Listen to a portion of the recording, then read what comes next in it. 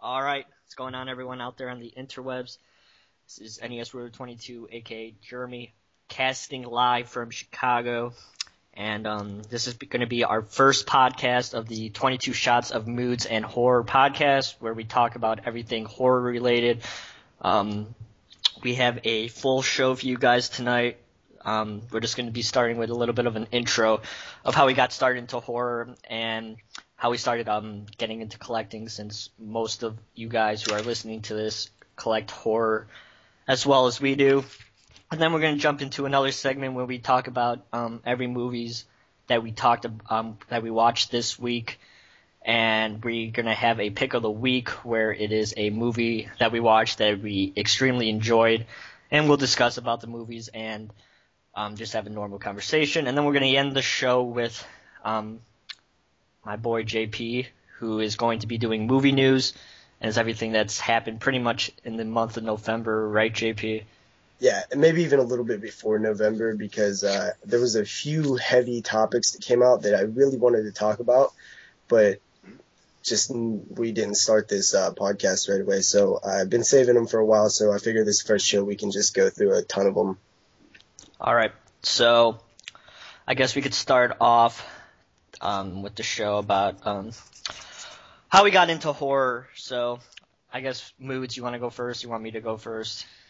I can go first. All right. No, fuck that. I want to go first. All right, go ahead. Go ahead, Jeremy. Okay. Who's going?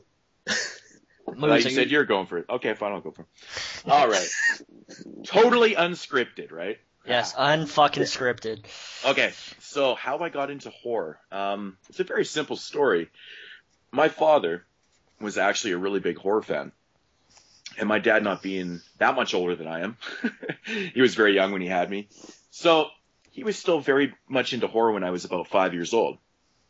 And so the year 1985 rolled around, and there was a movie that came out that year by the name of Fright Night.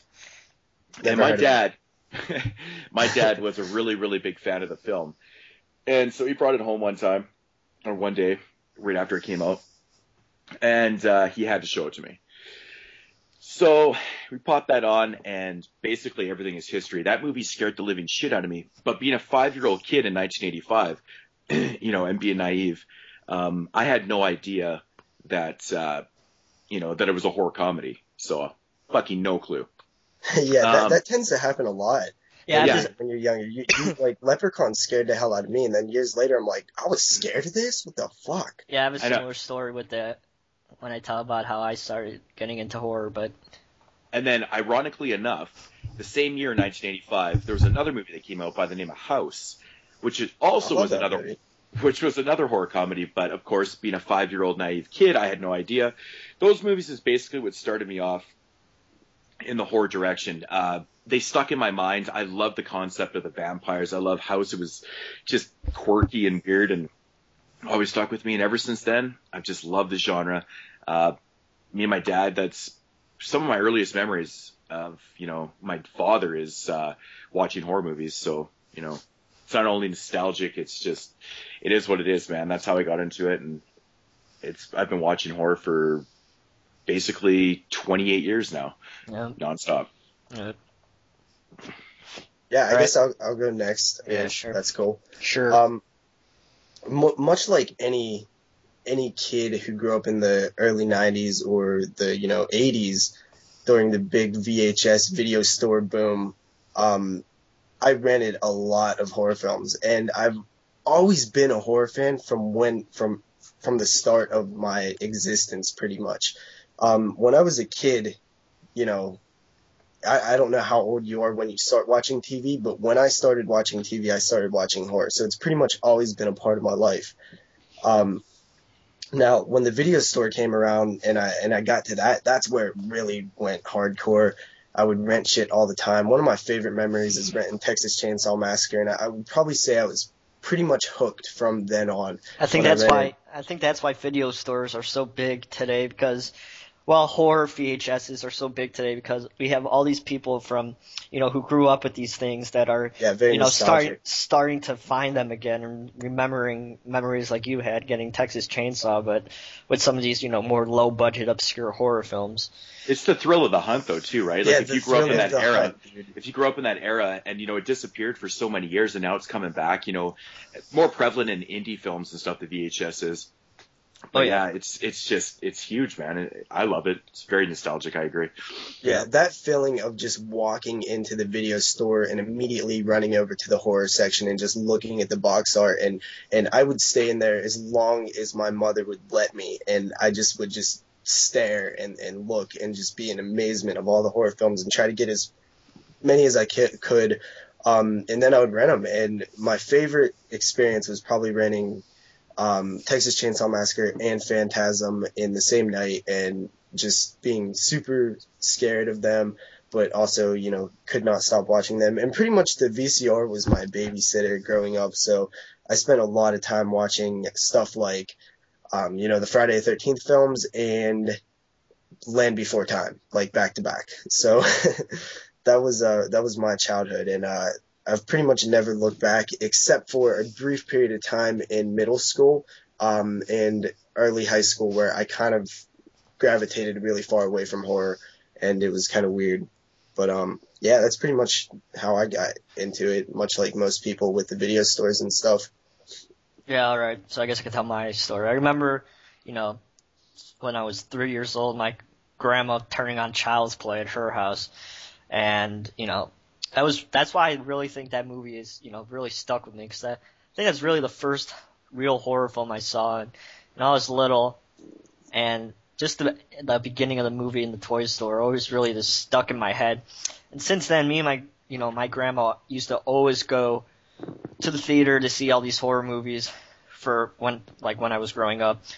And I think that's why I really started getting into horror, because, it was a very sociable thing for me to go out with my grandma every time a new horror movie came out.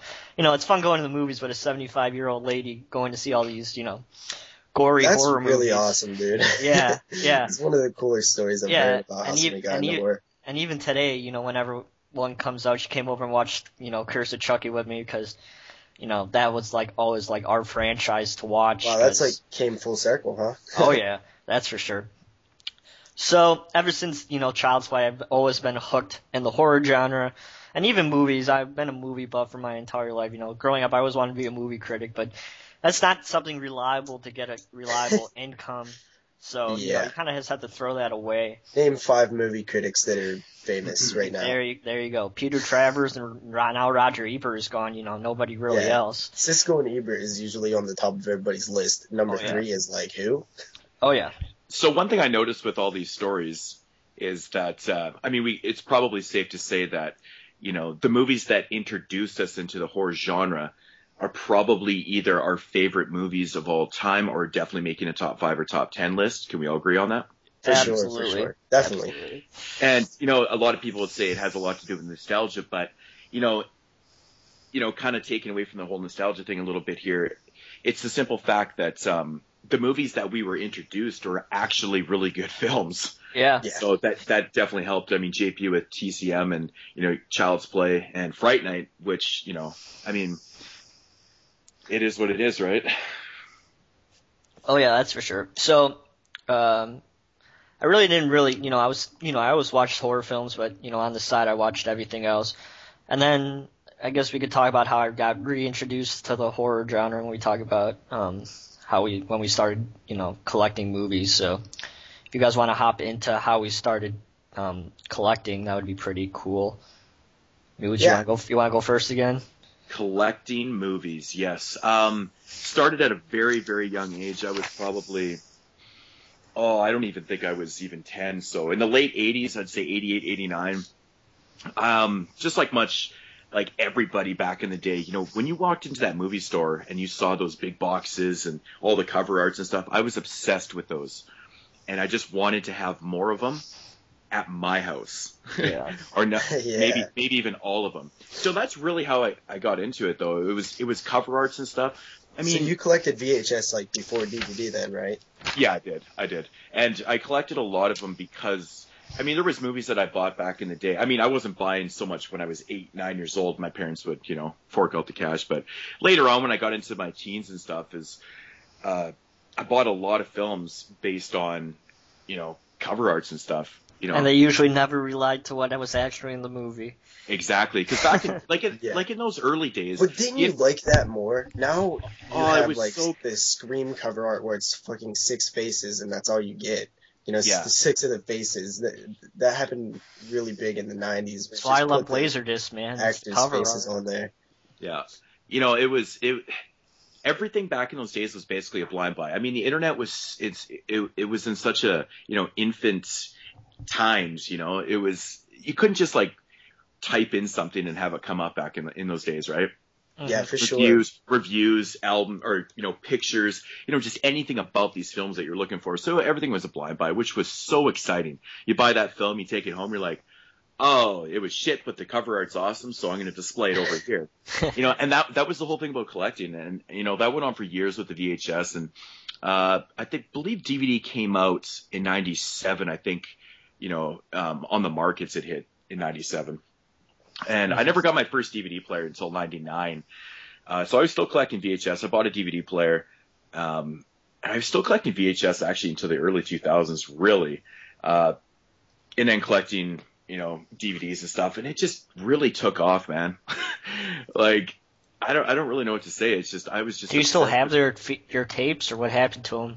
I actually don't, because I moved around a few times, and I really, really regret getting rid of my VHS, but they were so bulky to move around. And I'm one of those people that has to have my shit with me. If I'm moving somewhere, I'm not putting it in fucking storage. No. I have to take it with me. So I was moving around, and it was becoming a hassle and getting damaged. I was like, you know what, fuck it. I got to get rid of these things while they're still in decent shape. Now, did you give them away or sell them? I actually sold them for a good price. I sold the majority of my collection to somebody I knew, because he was a collector too, and I knew that they were going to a good home. I wasn't just going to fucking give them away or just do whatever with them. They were my Sounds babies, like you're right? talking about a puppy. Yeah, I know. But that's exactly how but that's how I felt about it, right? Yeah, for sure. So I kind of got over that, got past the VHS, and really moved into DVDs. I mean, I have a big collection of non-horror stuff too, but horror was always the main focus. And ever since, I'd say probably the early 2000s, about 2002, 3 is really when it kind of took off with the DVDs, because like I said, I had to get rid of the VHS. I had to start a new format. They were a lot easier to, carry around. And, so everything else is history, because I've been in my house for the last 7 years, and I have areas of my house dedicated just to movies and shit. So yeah, imagine having to move all your movies and fucking CDs. That would be such a pain in the ass. Well, it really would be. I have a studio in my house that's all dedicated to music and stuff, and then I got a film room too. But I don't even want to ever think about having to pack this shit up, man. Yeah, that's a scary thought, man. It really is, because I'm so anal about everything being in order. Yeah. Alphabetical order. Yeah. The way I have it set up is the way it needs to be in my mind, and moving it is just, it's a scary thought. So, so collecting is it's been a big part of my life, and it always will be. I love doing it. I think the thrill of the hunt is still there for me. It's not like it used to be. I miss going into movie stores where I live. I don't have any movie stores like Jeremy, you have family videos all over the place. We don't have anything here anymore. I live in Canada, so I have to wait a lot longer for my shit for shipping. As you guys know, I do all my shopping online, and I watch a lot of video. I read a lot of reviews and stuff, and I just do hunting all the time. But I find it's kind of became, it is what it is. I hate saying that, but I have to do it this way. I have no choice. Yeah, it sucks. See, I love going out and hunting, it gets me out of the house, and going into somewhere not knowing what's going to be inside, and then going in and finding something that you've been looking for forever. Like me walking in and finding that Evil Ed DVD, I've been looking for that movie forever, and just walking into a place and them having it is, I really miss, going into a section and just kind of flipping through. Mm-hmm. Oh, kind of lost audio there. I miss flipping through the movies and stuff. I miss that sound. I miss that. I don't know. Clack. Yeah. Yeah. So. Totally. Yeah. Me, I haven't really collected a long time. I never really collected VHS. I mean, I had some VHS as a kid, and I actually had a good bit of like Disney stuff when I was a kid, and there was some horror stuff there too, like the Friday the 13th, the Elm Streets, and I actually got robbed. My house got broken into when I was a kid, and all my shit was gone, and I pretty much never rebuilt after that. I wasn't buying them personally, but my family had them and stuff. And then I don't know, probably around 2003 is when I really remember buying my first couple DVDs, I think. I remember grabbing Freddy vs. Jason, Cabin Fever, Texas Chainsaw Remake, stuff like that. And then I really didn't collect until probably 3 to 4 years ago. I started slowly, maybe 5 years ago, somewhere around there. And I just kind of been slowly building my collection ever since, but it's been picking up a lot lately. I've been grabbing mad stuff over the past year since I started doing YouTube videos and stuff like that over the past year and a half. Yeah. So that's basically my collecting story. I don't like to really stream or rent anymore because I don't do that any of feeling of the thrill of the hunt is gone for me. Yeah. I can't go to a redbox and be like, oh my God, what's in here? Yeah. It's just like, I know what's in there. I know about the films already. I'm not going to find anything weird. The weirdest thing I'm going to find in there is like Killer Eye Halloween Hunt or something. Full Moon goodness right there. Yeah, Redbox has done a good job of getting their stuff into those though, because I'm sure that couldn't have been easy. You know how many indie companies are out there like they couldn't get into there. Yeah, so Redbox on a has side indie flicks. On a side note, speaking of Full Moon, I was kind of interested in the Full Moon streaming, to be honest. Well, did you see that sale that I posted that you get like? Yeah, I actually, you know what, dude? I posted that like 10 minutes before you did, and I wasn't even paying fucking attention. Sorry. I totally stole my thunder because nobody even noticed mine. Well, I was at work and I was kind of looking at it, going, it's actually not a bad deal. I mean, you pay $7 a month, you have all the movies at your disposal. I mean, I own a lot of Full Moon films as it is, but it'd be just kind of nice to, just be somewhere and I want to watch fucking that deal that they were doing Man. was kind of cool. I mean, what was it, 3 free Blu-rays or something? Yeah. With a 3-month subscription of Full Moon. Yeah. So you're basically just buying 3 Blu-rays and then they're giving you the streaming for free. Yeah. Yeah. Yeah. But I didn't think they had that Serial Man movie on there or Lucky Charms or anything or Lucky Charms. That kind of interests me. I love the idea of like Leprechaun movies. I love the original Leprechaun series, and I want to see like more Leprechauns. I think that they have the Unlucky Charms film on the Full Moon streaming, don't they? Not for the Full Moon, but I think it debuted on there, right? Yeah, I'm pretty sure because I know swear that it was on that's the what they're website. starting to do, though, which is a good marketing idea. It's like, hey, you want to see these films before they're available anywhere else? Buy our Full Moon streaming. Yeah, yeah. I suppose. It looks like Charles Band's adding films to it quite regularly too. I was kind of scrolling through it and it was like new, and I was like, yeah, but how long is that gonna last? I mean, they have honestly quite a huge catalog, and it's not like they have to press up DVDs. They can literally just like add it, and they have a huge old catalog that they would probably not release because it wouldn't sell or whatever. They can throw it on Full Moon streaming. That's the thing. There's hundreds of titles, and plus, there's also new titles coming out too, right? Yeah. I mean, is the Evil Bong vs. Ginger Dead Man film on there? Did they?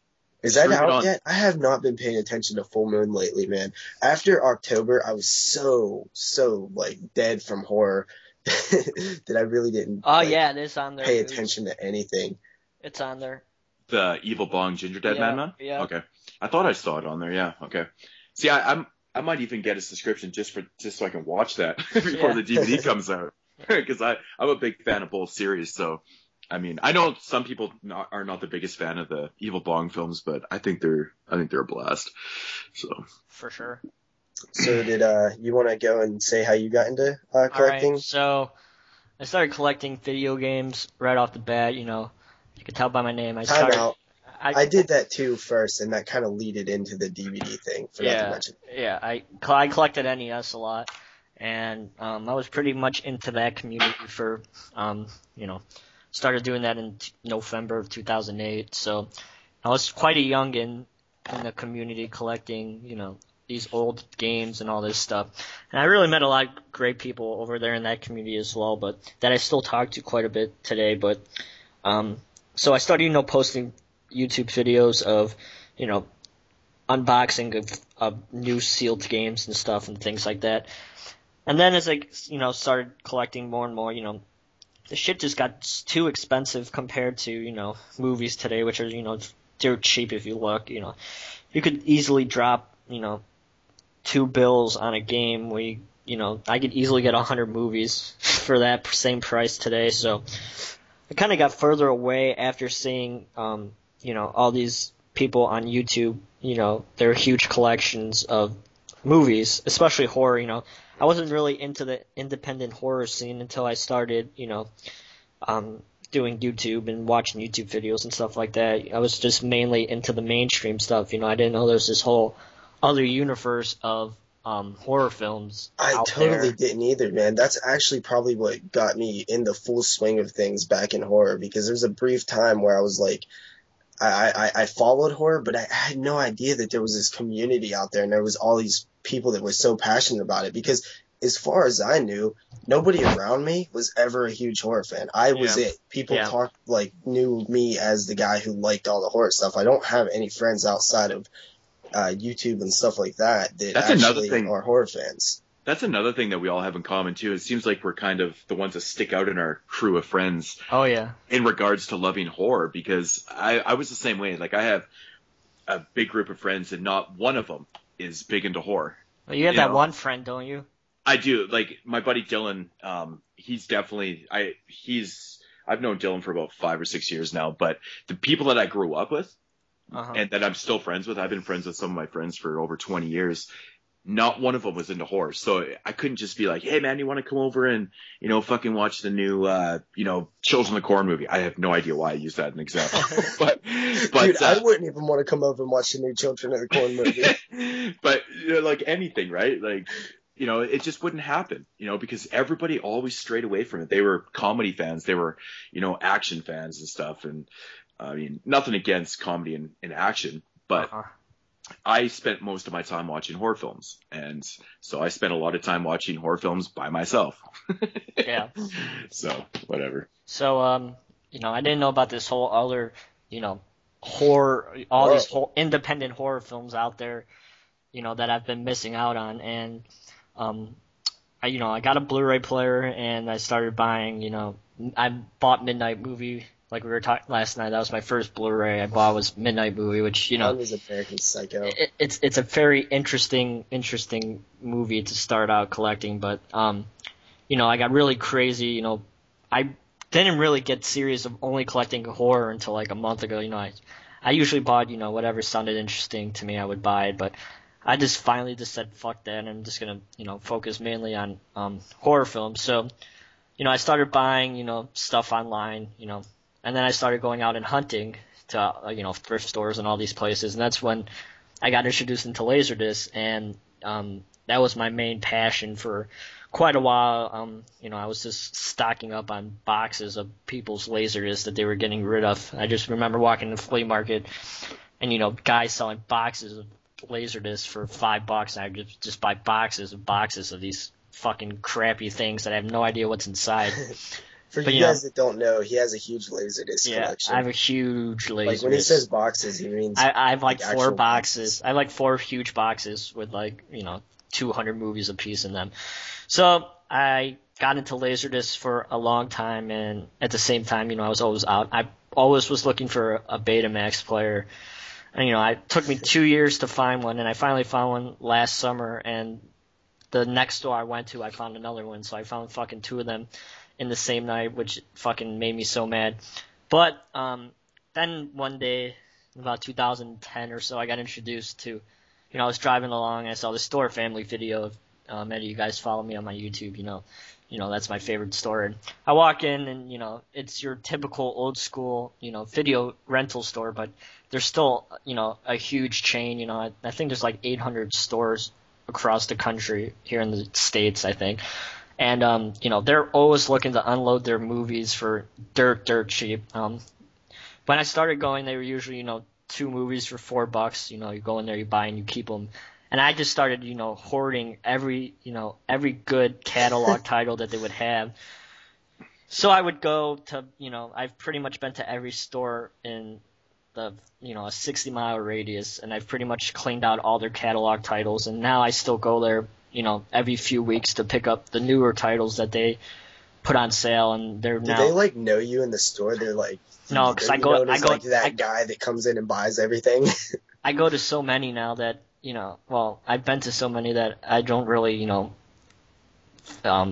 take home to one store. I just go to, I drive past them, I stop and go, I have to go in. I was in Indianapolis, seeing Yes over the summer, and I was like, gotta hit up Family Video because they had like 4 Family Videos in Indianapolis. So I had to find time to fucking stop and go to these Family Videos to see if they had anything worthwhile. So I have about 1,200 movies in my collection. Like I said yesterday, about 700 of them have come from this place, and they're just so dirt cheap. I haven't paid more than $2 for pretty much any movie in my collection, and I think that's the fun of the hunt. Moodz tells me all this money that he spends on movies. It just really sucks because I wish there was places out there by Moodz because he would have such a great time. There really isn't a whole lot by me either. Yeah, well. Yeah, It totally sucks, man, not being able to go out and get those good, awesome deals. See, my biggest thing is that I gotta fucking pay for shipping, and shipping to Canada is like, well, we always joke about it. It's just ridiculous. Yeah. I pay more in shipping than you're paying for your movies. So yeah, it's fucking insane. Yeah, it drives me nuts. It drives me up the wall. Man, that's because you're foreign to us. Yeah. Get out of here. Oh, so anyway, fuck. I started posting, videos every once in a while. And, how long have you had your YouTube channel, actually posted? 2009, I started with video game stuff, and then, 2010, I got into movies, and I was just buying crazy amounts of movies off Amazon. So you've been around for a while then? Yeah, I've been around for a long time, But, that's the play of the game. You could be a YouTube star like Moodz, or you could be like me, but that's all right. I started in April of 2012. Yeah, that's crazy. You're almost up there with me. But, yeah, it's pretty much how I got started. And, my Laserdisc collecting days have, died down a little bit because it's hard to find stuff that I don't have. And the stuff I do want, you're going to have to, end up paying crazy amounts of money because I know I've talked to Moodz about this. I sent him some awesome Laserdisc art, but, horror Laserdiscs are just so fucking expensive to get. But they're really awesome artwork, and whenever I go to conventions and stuff, I always bring these things for the people to sign. It's just something different that you don't really see every day. That's why it's definitely I'm into it. They are cool as hell to look at. When you just showed them the other day when we was in a video chat, they are neat to look at, and they're neat to show to people. They're just they're kind of a unique little cool history in the media world. Oh yeah. I like them a lot. They really are cool. Oh yeah. You know what? One of the coolest things about the Laserdisc format is the surface of them. You can get so many autographs on those fucking things. Oh yeah. I mean, compared to a DVD, you can fill that shit up with 3 or 4 fucking people. The Laserdisc, man, you could get fucking everybody from all the actors to the production team. You can get the fucking extras. You put the fucking extras around that thing. That's hilarious. No, but I totally agree, man. The way the Laserdiscs look, the art, amazing.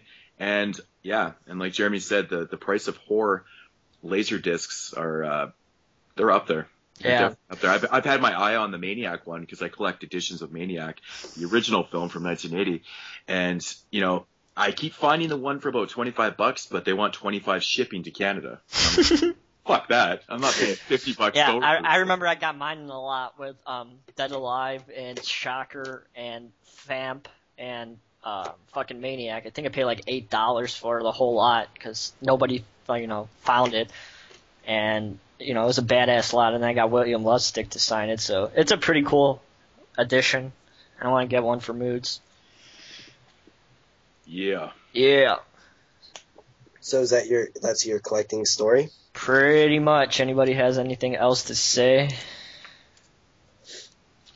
Nope. No. Do a lot of collecting on or via the internet. I did a lot of collecting over the weekend, Black Friday. Don't get into this. spent, I'm sick of all Black my Friday. money. Sick of Black Friday. Yeah, I am too. That's for another day. I don't give a shit how many people got trampled or anything like that. All right. Fuck! I was hearing the stories too. Jesus. Really? See, up in Canada, we're even going. Fucking crazy bastards with their Black Friday. People are risking their lives to save 50%. There's even a website called Black Friday Death Counts, and there's been 7 deaths and 90 injuries. Are you serious? Like, what do you like? What? I'm sure that toaster oven is really worth it. Let's see. One shopper pepper sprayed and arrested in argument over TV at New Jersey Walmart. Thanksgiving Day bargain shoppers send 11-year-old to hospital. Teens returning home from Black Friday shopping fell asleep at the wheel and killed in wreck. Man stabbed during Black Friday event. I don't think that counts if you fall asleep on your way home. I don't know. But It's a pretty funny website. yeah, like that is outrageous. somebody got into a fight Black Friday, but that was pretty much it. I mean, it was pretty chill on the mean streets of Pennsylvania this past week. Unless you live in the middle of nowhere. So yeah, want to move on? Sure. So now we're going to move into a segment we like to call Movies We Watched This Week. This segment's probably going to be the longest segment of the podcast every week, so we're going to be talking about... Except for this week. Horror News might go a little bit longer this week. Yeah. And then, so we're going to be talking about every film that we watched this week, and I guess we could discuss and talk about our thoughts about it and stuff like that. And then we're going to have a pick of the week. I think Moodz wants to do a pick on DVD and a pick on Blu-ray. And these are going to be movies that we watched this week that stood out the most to us and that we basically guys a to know high about. recommendation. Yeah. Or a high avoid. Or one or the other. That way. Whatever works for you guys. So, who wants to start? You want me to start? Sure. Go ahead. All right, so I only watched 3 movies this week because of the holidays. I watched fucking American Mary, which I know Moodz fucking loves. Just go with that one. Yeah, so American Mary, you know, Yes, I don't want to do awesome spoilers, but Moodz says people shit on the ending. Right, Moodz? Yes, and So this was very Soska confused. Sisters, correct? Correct. they're actually right from where I am. Yeah, that's what you said. Yep. So, American Mary is a solid horror, you know, it's a solid flick. I think Moodz will agree with me. It's definitely something, you know, didn't you see Alice Moodz in American Mary kind of have like the same thing in common a little bit? Yeah, they're kind of similar. Yep. Yeah, I think they're, you know, a little bit similar to each other. It kind of had a girl with the dragon tattoo type of feel too, towards the middle of it. If any of you guys seen any of the series, but you know, I really liked American Mary. I give it a good recommendation for sure if you guys could find it. Then I watched Not Quite Hollywood, which is an awesome documentary on Australian exploitation. Moodz, I think you love this one as well. Yeah, that's really one great. that I've really been great. meaning to check out for a long time. It just sounds really, really cool, right up my alley. I know it's one of those things where I know when I watch it, I'm gonna be sitting there with a pen and a pad writing down like all the films that I want to check out after watching it. Yeah, and they're all out of print and extremely fucking expensive. So good luck getting any of them. That's exactly what I did. That's so sad. That Isn't that like the saddest thing ever? Yep. Oh, it's so disappointing because when I was watching that for the first time, I don't know, a while back, they were talking about Turkey Shoot, and I was like, oh my, yeah, I need to fucking check that movie out. So I go online to, purchase it. Yeah, right. Yeah. That shit is so out of fucking print and expensive. I'm like, this is ridiculous, and so that really sucks. But yeah, it's a really fun movie. They kind of break up the movies into segments. Talking about like the nudity and stuff like that. And there's a lot of fucking nudity in this documentary. I was surprised. Yeah. It got an R rating here in the States, considering how much fucking nudity was in that fucking movie. Mm-hmm. But I'm not very informative though. Very informative. Very informative. I love how they broke it down. With the horror and the action and exploitation. Like everything was really well done. Really well done. Really good Magnet flick, but Magnet puts out Magnet put that out? Yeah. Yeah. Good old Magnet. And then I have my pick of the week, but are we going to talk about this last, or should I talk about it now? You can No, just save it for. do it right now. Do it now? Yes. All right, so Moodz sent me some Stream Factories if you guys follow me on YouTube, and I pick of the week goes to The Burning, of course, Miramax's first film and a kick-ass Didn't score one of the by, Weinsteins actually direct that? I don't think they directed it, but they funded it.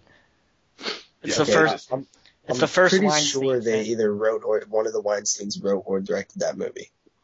Well, it's the first Weinstein-funded movie and the first Miramax movie, so. And it has a very kick-ass score, so if any of you guys want another fucking awesome horror score, listen to The Burning, because Rick Wakeman of Yes did the score, and it's fucking awesome. But, people compare The Burning to be the best slasher of all time, I think JP, you said that people compare The Burning and Maniac as, the best slashers of all time. Well, I think what I said was Maniac and The Burning are the two that I hear most that are the best horror slashers that don't have a sequel. Yeah. Okay. Would you say that it's better than Maniac? Ooh, that's rough. Maniac is a perfect movie almost. Nah, I think Maniac's a better film than The Burning, but The Burning is still a very awesome movie, and the characters are extremely likable. I think Moodz, you'll agree with me that you actually, like these characters, and it sucked when they got knocked off because, you really like them. And there's a young Jason Alexander in this movie, and he's fucking hilarious. That's why that movie's so effective, funny. though. Yeah, that's why that movie's so effective, because there's so many slashers out there where they have all the cliched characters and really nobody gives a shit about them. This movie has an abundance of characters that you don't want to see die, but you do at the same time because, you're there to watch a slasher, but you feel shitty when they die. Yeah. That's an effective fucking movie. Yeah, and there's and the first kill didn't really come in until like 40 minutes of the film, which is, Yeah. which Are you really trying builds... to say that nobody cares about Greaser #1 from Friday the 13th Part 5? And you guys know where I stand on, the whole argument with, the best slasher of all time. I mean, everybody has their own opinion. To say something is the best is ridiculous, right? It's all first. Obviously. Pick, right? But, personal. if it came down to these two movies, Maniac, The Burning, everybody that watches my channel and knows me personally knows that Maniac is my favorite slasher film of all time and one of my favorite movies of all time. So I think Maniac is a brilliant film. From start to finish, everything about that movie is awesome. Oh, yeah, so sure. The Burning, actually, I own the Scream Factory release also. I have not cracked it open yet. I just recently watched Maniac for the first time, and I would say that, in my opinion, it's probably the best standalone slasher that I've seen. So I'm really curious to see, after I see The Burning, what I would choose as the best out of those two. And, Oh, and just The Burning Bob had... Weinstein did do the screenplay to The Burning. Who gives a living fuck, JP?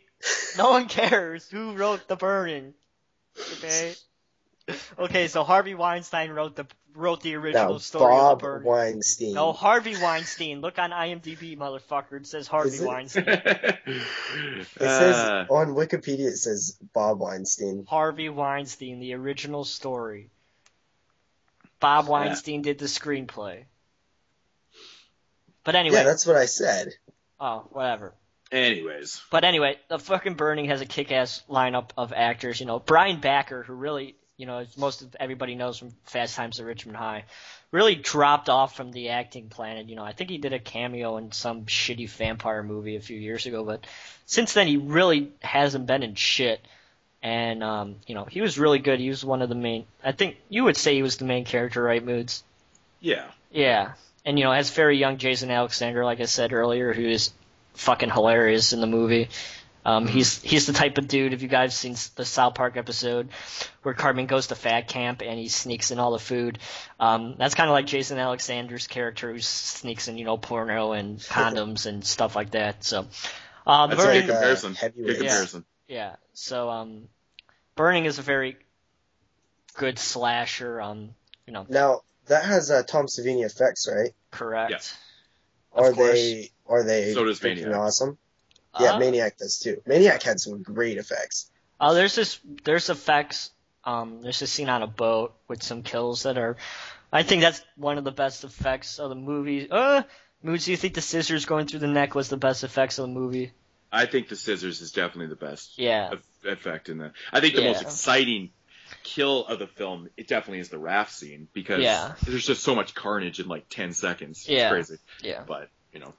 But, The Burning, if you guys are looking for a good old classic slasher movie, I guess you could see that. I don't think it's as good as Sleepaway Camp or any of those other 80s slashers, but it's still pretty good, I would say. So that's why I picked it for my pick of the week. So that's everything I watched this week. Next week, I promise I'll be watching more. You know.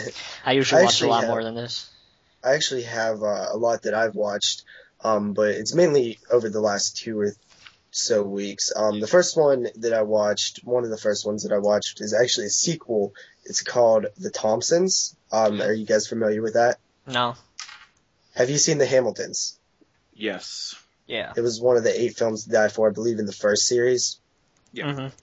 It was a kind of a cool, interesting vampire story where you had this family that was weird, and they just happened to be vampires. That's what I took away from that film. It was neat. It was about this odd family who live this odd life and are also vampires. So The Thompsons is a sequel, came out in 2012. And it's kind of, I believe it has the same actors, same director and stuff, but it just has nothing that the first one had. You know, the original ideas and the just weirdness of everything. It's more of a just generically cheap vampire film now. And it actually, on the cover, it says Twilight meets Tarantino. That's an actual quote. And I find that to be like one of the worst quotes I've ever heard. It's actually one of the worst things I've ever heard. Yeah, it's not even one of the worst quotes. It's one of the worst combinations of letters and words. Where do you get off writing something like that? I know, right? You got some fucking nerve. And who gets off on putting it on the cover? Yeah, that's bullshit. But anyway, I mean, overall, it just came off very, very average. Adds nothing new to the vampire genre. Has some crappy CGI. They tried some interesting narration stuff that I think is where and flash forwards and like the film done in like not a linear timeline, and I think that's where the whole Tarantino comes in. But it's not really anything special. I'd give that film like a 5 out of 10. Mm-hmm. Do you want to talk about one, Moodz, and then I'll do another one after you? Sure. One of the films that I watched this week, it's actually one of my favorite shot on video films ever, actually. It's the newly released director's cut of Video Violence. I thought it was actually quite interesting, because the director's cut is about 10 minutes shorter than the original cut of Video Violence. That's always interesting when the director's cut is shorter. Yeah, I heard the fucking new Old Boy remake, the director's cut is like 3 hours and 15 minutes, and it's just like, oh, fucking shoot me. I do not want to watch fucking 3 hours and 15 minutes of Spike Lee's fucking Old Boy, which made $2 million in 900 theaters, which is just laughable, but that's off track. Sorry. But yeah, the newly released director's cut of Video Violence, which came out in the limited edition Video Violence box set that you can get at alternativecinema.com. It was limited to like 250 pieces. That comes with Video Violence VHS. Yeah, I did see that set. It looks pretty fucking awesome. Yeah, it's pretty fucking awesome. Actually, the update that I'm just uploading right now, you can check it out. I'm going to do a video, specifically showing it off, but it's got both VHS. It's a very nice set. But the director's cut, it's pretty much exactly like the original cut of it. It's just got a few things cut out, just kind of the stuff that drags along. Really, it's not much different, but very enjoyable. If you're not a fan of shot on video films, I guess I probably wouldn't recommend this one to you. If you're kind of interested, definitely check out Video Violence, because in my opinion, it's probably one of the best, if not the best, shot on video film ever. In my opinion, I think it's really? Brilliant. It has a great idea, because it's all based in a fucking video store and stuff, which is very cool to watch, because you see the old posters. Yeah, you know what other movie was like that, and it sucked major cock, fucking Late Fee. So fuck that shit. Everyone knows that's the worst movie I've ever seen in my life. Well, It's almost What's as bad funny as is- Clown Hunt, but I recently watched Late Fee, probably 2 weeks ago. It was in my 10 and 10, volume 1, very original series that I came up with, on my YouTube channel, YouTube/DoubleShotJ if you want to check it out. But Late Fee, I didn't hate it. I just thought that it's kind of almost like an anthology format, and I thought that the stories were garbage, but the outside, things like around it, the when they go and get the movies and go yeah, back but that's the and coolest stuff, that was part. all That's why cool, the movie man. sucked dick. The two fucking short stories were the fucking worst things The first ever. one was okay It's like, because it was an actual narrative. I don't The give second a one shit. was just retarded. I don't give a shit about these two fucking short stories. Get back to the video stores. That's all I want to fucking see. Fucking hate that movie. Fucking asshole. So Okay, anyways, take it over. so video violence. Just a quick little, rundown on the film. It's basically about this guy that runs this video store, and one day a videotape is returned to him, and he opens it up and it's the wrong tape. It's like a blank tape. So this guy that's, the guy that works with him, he's very curious about it, and he wants to watch it. So they eventually put it in the video player, and it turns out that they recognize the guy that's on the video that's being murdered. They're like, holy shit, this is totally real. And then all of a sudden these videos keep popping up all over the place, and he starts to investigate. He's like, what the fuck is going on? Like, they kind of recognize the people out there that are in these videos. And it's basically the town is fucking nuts. They're creating their own movies. They love horror so much that they want to create their own type of horror movies by filming them and, putting them out, like basically their own little snuff films and shit. Very cool idea. I like the movie. Yeah. So when the scenes in the video store, how much is there? A lot of scenes in the video store, or just a little bit? There's actually quite a bit. Yeah, there's And quite a few is there scenes. actual titles like on the shelves? Like, can you recognize shit, or is it like bad quality, or you just like fake films? You can recognize titles and stuff, especially the posters. That's cool. The posters are all over and stuff. It's very cool. That's always fun to like. It's like a little treasure hunt when you just when you see like older stuff. Even I know you're a big fan of this stuff set in grocery stores, and you're looking like, oh, look at that Nesquik. Look how old that. I remember that. Perfect example is Intruder. It's actually one of my favorite slasher films of all time. That movie's all set in a grocery store, and I love the scene where they're walking down the cereal aisle and seeing all the different types of cereal. I was telling Jeremy the other day that I'm a cereal freak. Like, I have like 25 different kinds of cereal in my house at all times. I'm like a fucking 4-year-old kid. I'm like a 4-year-old kid when it comes to cereal, man. I love it. But, There's something very 80s about cereal. Oh yeah, totally. It's dying off. But I will say, it is dying off. Video violence has really, really great effects for a shot on video film that's micro budget, man. Like, this movie basically costs nothing. Special features, they tell, Gary Cohen tells the whole thing, about budgeting and stuff like that. But this is like micro budget. Yeah. And they did a really, really good job. Like, there's a scene where they cut off this girl's arm in this deli, and it looks really fucking good, man. That's what I loved. That's what I loved about Fetus, man. Fetus had some of the fucking best effects for an independent movie I've ever seen. They're so good. That's why I said you have to get Fetus Moodz. It's really fucking good. Yeah, sounds good. Yeah. So, did you want me to throw out another one? Yeah, I'm done with video violence. Okay, I recommend. So I watched, if anybody follows the Body Bags YouTube channel, I recently did Species 1 and 2 I reviewed. And, Species 2 is kind of the one I wanted to talk about briefly. Species 1, pretty solid story, basically just a 90s alien movie, with kind of social commentary on, are we kind of the bad ones and the aliens are the good ones? A little bit of that there. Had a little bit of substance to it. It was, overall just kind of a cool horror film. But Species 2, I was like extremely shocked by the amount of like gore and violence in that movie. It was like, it felt like an exploitation film. It was like the true definition of a sequel, just amping up the gore and nudity and sexuality and just grossness. And it's funny to do that with the Species films, because the first Species, kind of felt like a, mainstream horror film from the 90s, which is weird. Yeah. Have you guys seen Species 2? I haven't seen any of them, to be honest. Yeah, I've seen the whole franchise, but I haven't watched them in so long. I need to revisit them, man.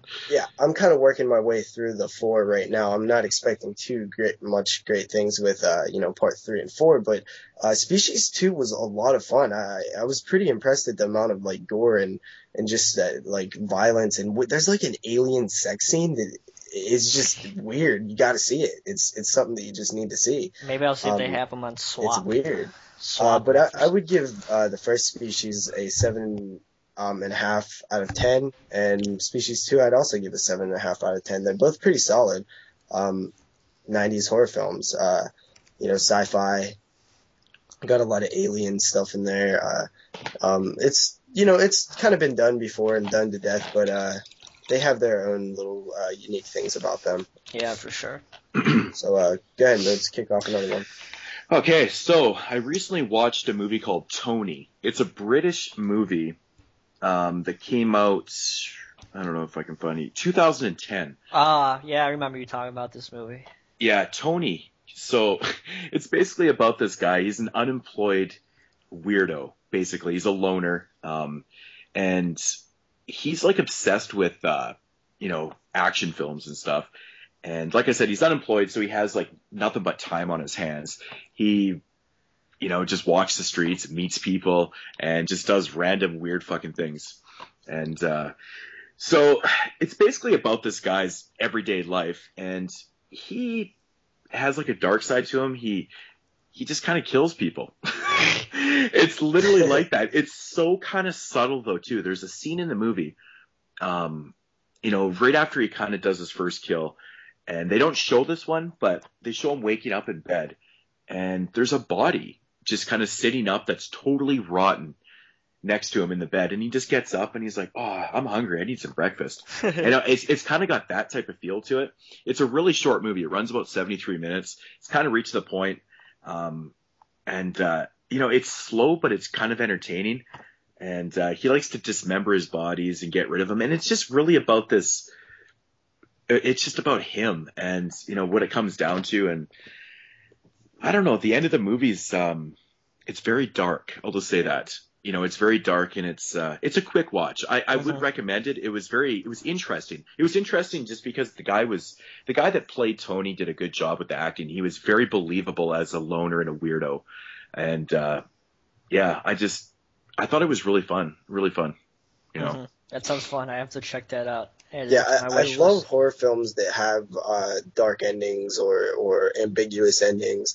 I just like anything that isn't typical style endings. So, and the apartment that he lives in is so abysmal. Like it's just you feel sorry for him because he's just he's living off like assistance and kind of things like so he can't really afford anything.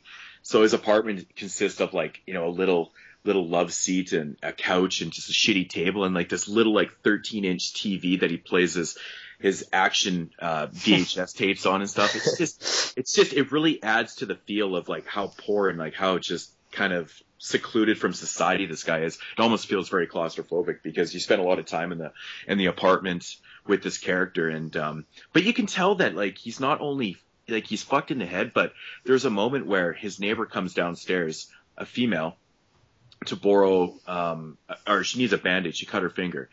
And, you can kind of tell that he's thinking about killing her, but he totally doesn't. And like, you kind of feel for him a little bit. I don't know, man. They did a really good job with it. I think it's definitely sounds like something. I'm happy to definitely get that. What would you rate that? I would probably give it, a good probably 7.5 out of 10. I mean, it's short, it's not over. Which isn't crazy. I hate that's one thing that kind of bothers me is when filmmakers think that they have to make a 90-minute film or something. Yeah. If it only takes 70 minutes to tell your story, then tell it in 70 minutes. Don't pad and don't it always bothers me when you can just tell that a film would have worked so much better if it was 75 minutes instead of 90 minutes. Yeah, for sure. All right, who's next? Well, I already gave all mine. So. So I also watched Grindhouse, the Blu-ray where it has, you know, both Planet Terror and Death Proof back to back. I did the full watch. I've had this set for months, and every time I went to watch, you know, because you got to set a big chunk of time to do the whole thing. Every time I went to do it, something came up, and I would get like, I don't know, 30 minutes into Planet Terror, and then I would leave. So I watched the first 30 minutes of Planet Terror like 10 times. I saw that in theaters. Did you see?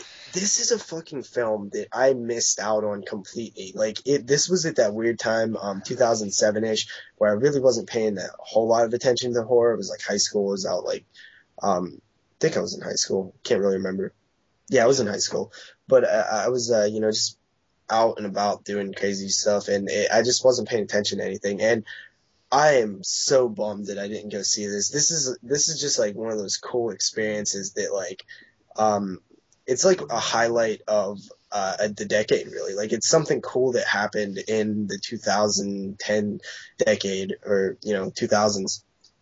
And I really like the idea behind it. It sucks that it didn't do really good, because I would have loved to see them come back and do like Machete and Hobo with a Shotgun together and stuff like that. You know, it really would have been a cool thing to keep going. I don't think Hobo would be a good, you know, because I think it would be cut to shit and it wouldn't have the same effect that it does. I never seen Hobo. What the fuck Machete. are you doing?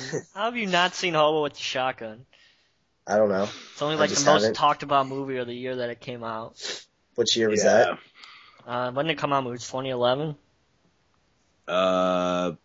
20. Yeah, I think 2011. Yeah. No, 20. Yeah. Yeah. Maybe 20. Yeah, I mean, Planet Terror is just I remember I didn't get it when it came out. I do remember seeing it, and I seen the chick with the gun on her leg, and I was like, that's fucking stupid. Yeah. I really didn't understand that it was being this grindhouse, you know, over the top silliness. I just thought that it was like a movie, and that kind of bothered me. That's probably one of the reasons it kind of slipped under my radar, because I didn't really know a lot about the, you know, more lesser known stuff back then. I knew more about the mainstream Friday the 13th and Hellraisers, Halloweens, and stuff like that. And yeah, I really enjoyed this one though. It's the first time I watched it from front to end, or in general. I did see a bit of Planet Terror before that. Death Proof felt really like one of those exploitation style grindhouse movies.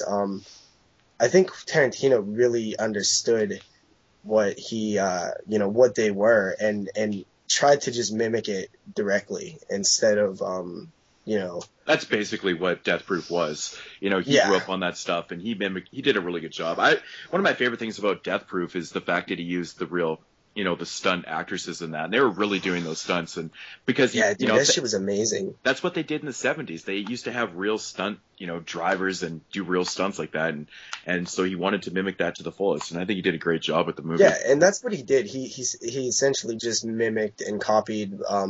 You know, not in a negative way. I don't mean it in a negative way, but you know, that's hard to do. It's hard to create something that no longer happens and exists. You know. And make it feel like it belongs. And yeah, I actually really enjoyed Death Proof. I liked Planet Terror a lot. I probably liked it a little bit more just because it was more fun. But Death Proof, I think, is probably better. I prefer Death Proof for the simple fact that, like, Tarantino's dialogue that he wrote in the movie is awesome, man. Yeah. I know. I love the dialogue. It's great, man. And I'm a big fan of movies with lots of dialogue, so that one really does work for me. Yeah, I am too. I like dialogue-heavy movies. Yeah. But, yeah, I seen the Grindhouse in theaters. It was very cool, actually. Yeah, it was cool. They, like, broke it up in, like, an intermission. It was cool. Yeah, the intermission had all the, you know, the trailers and stuff. It was very cool, very cool. But, you know, why is Thanksgiving or whatever not made yet? I don't know, because Eli Roth doesn't direct movies. Yeah. Alright, he's doing Green Inferno. Yeah, it's like done.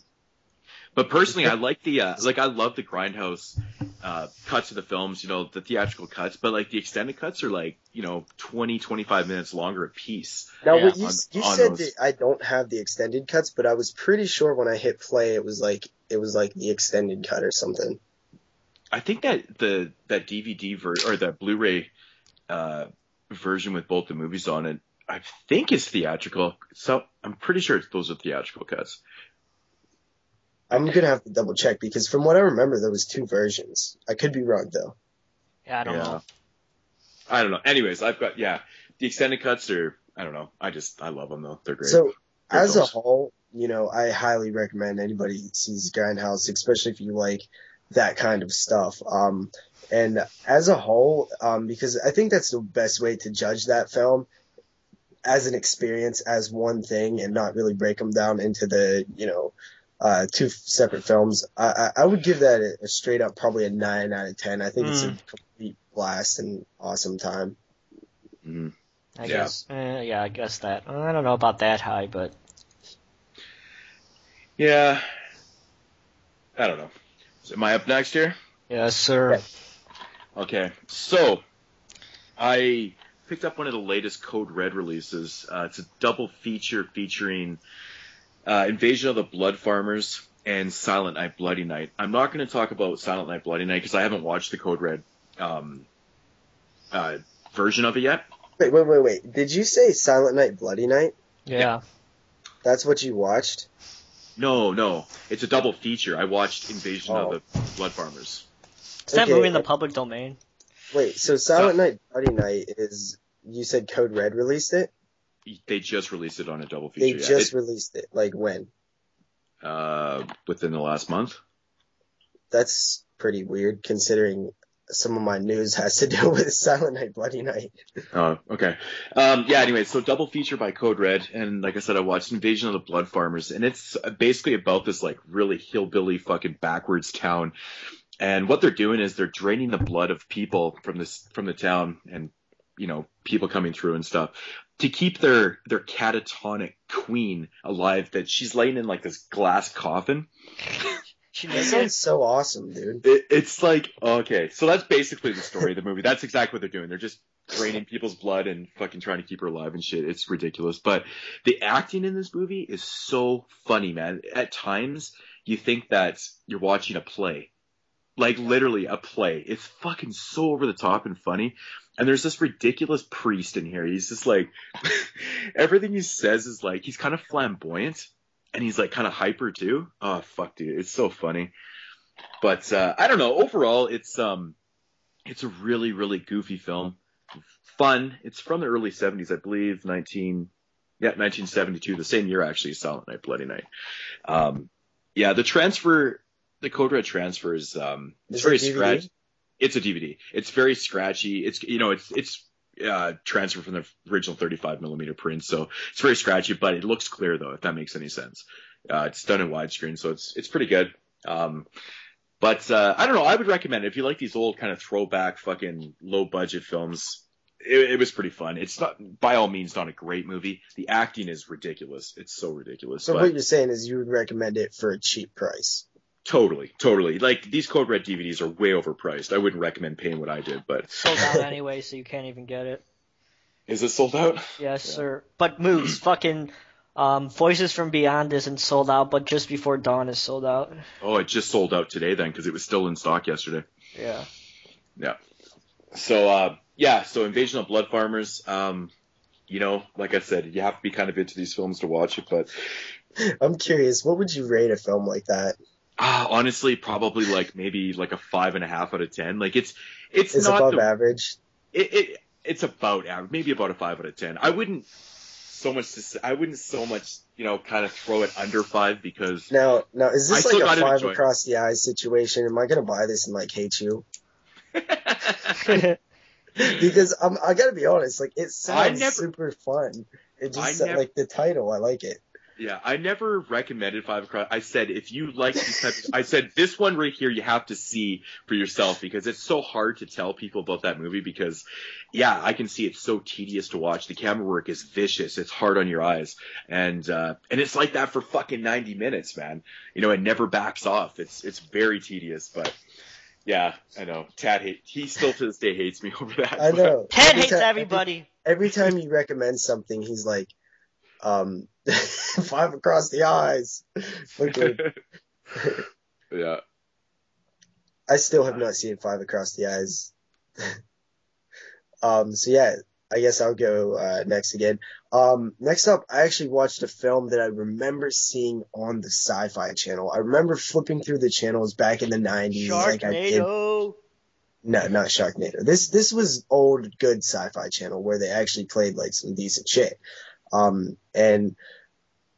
But I don't know if I'd necessarily call this film like decent stuff. It's called Evolver. And this film, I never really heard anybody else talk about this one. I grabbed it super cheap, like $3 new.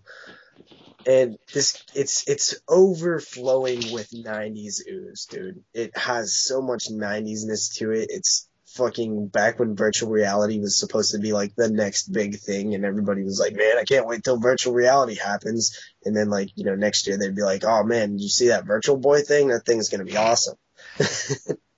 You know, and this kid basically is playing at this arcade, you know, an arcade. Fucking an arcade, man. That's pretty cool. And which is like 90s in itself. And he's playing this game where the high score guy, whoever gets the highest score in the world, is basically going to receive this prototype, robot that is basically a game. So they deliver this robot, and the plot is so cheesy 90s that, it was used for a military weapon that like went bad. And so the developer turned it into a kid's toy, you know, you know that. So, and it basically, it evolved, like, you know, every time you beat it, in a game, it evolves to the next level. And it's basically picks up like, it shoots these little rubber balls, but it picks up like these steel ball bearings and stuff and is like killing people with them. It's just really, kind of violent for the nature of the movie. What's the name of the fucking movie? I said it at the very beginning, if you was paying attention. It's called Evolver. Oh, that's right. But, yeah, I really recommend actually seeing it if you can get it for cheap. It's so fun because it has that 90s, feel to it. And of course you have the kid whose parents, split up and. Evolver, is that what you said it's called? Evolver. Yeah. It's from 1995. I would give it a 6.5 out of 10. It's a bad movie, but it's bad in so many good ways. Interesting. Huh. Yes, I definitely heard you talk about that on the 10 and 10. Yeah. Okay. That I created that's pretty awesome. I'm glad you caught that. Okay, so next up is a movie called The Seamstress that I checked out. Has anybody seen this movie, The Seamstress? Nope. I think I've heard of that one. What year is it from? Do you know? It is from 2009, released by Image. Okay, so The Seamstress follows a girl. I can't remember her name is. I think it's Allie. She is basically searching for her father, but it's kind of weird because her father is dead. But it's just a movie with a hand on the cover. Yes. Oh, maybe I have heard about this movie. So, like, her father is dead, so she's basically searching for the killer of her father. And so they go to, like, this remote islands. Of course, they go to this remote islands, her and her friends and stuff, where there's, like, this ancient curse that possibly there, and it has shit to do with this. It's kind of all over the fucking place. It doesn't really even make a lot of sense. You know, this is one of those ones that's actually kind of hard to explain. Well, it's only $2.48 on Amazon shipped, so I'm definitely going to order it. Yeah. So basically what happened was... Did he say it was good? I missed if he said it was good. I don't give a shit if it's good. I haven't got to it yet. So basically, this legend has started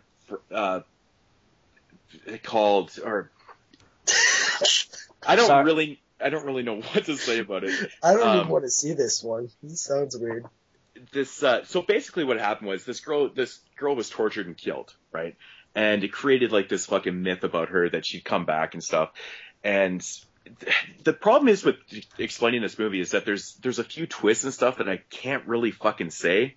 Yeah. Everything kind of leads into this, so I don't really want to give anything away. But basically, the seamstress is kind of like a supernatural thing. She comes back, and she needs to kill off these people. And, overall, the movie's, it's decent, but it's really fucking weird, like, towards the end. The effects are kind of weird. Are we talking, like, weird, like, that Wes Craven movie that we watched, like, 6 times, Deadly Blessing? Like, 'cause that one's really weird at the end. Yeah, the end of that movie is just, wow. But, overall, it seems it's very average. It's very average. The story is kind of there, but it's been done a million times. These revenge supernatural type films where someone's looking for something. Yeah, it's been done, so. Honestly, I'm not a huge fan of any supernatural type stuff lately. I've not seen really anything super original as of late. I still haven't seen like Conjuring or anything, but I'm just kind of sick of them right now. So this one doesn't sound very fun to me. What would you rate it? Like I said, it's very average. So probably 5.5 out of 10. It has Lance Hendrickson and he plays the. Well, that was a selling point. You should have led with that. Well, sorry, but. But you try to sell from the story first, without throwing its big names. No, he's not really in the film a whole lot. You not look at DVD covers, man. You got to throw the name out right away, man. Real big, even if they're only in it for 2 seconds.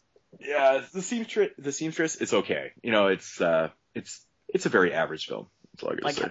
Like Hellworld, he's only in it for 3 seconds. Yeah, they're gonna call it a Hellraiser movie. He's terrible. Like he wasn't even good in Hellworld. No.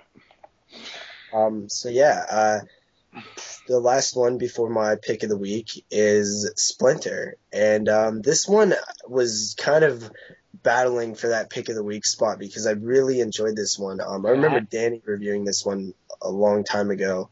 And have you seen it, Jeremy? I haven't. I haven't watched it though. Yeah, I recommend checking it out when you get a chance. Right. Actually, check it out this week and let me know what you think of it next week. All right. So, Moodz, you've seen Splinter? Yes. Yeah, so first of all, anybody who knows anything about me knows that I love horror films set in primarily one location, like frozen on a ski lift or, in a cube or, just any random place on a raft, I love that idea of people being stranded or locked or stuck somewhere. And this film, they're kind of in a gas station throughout the whole film.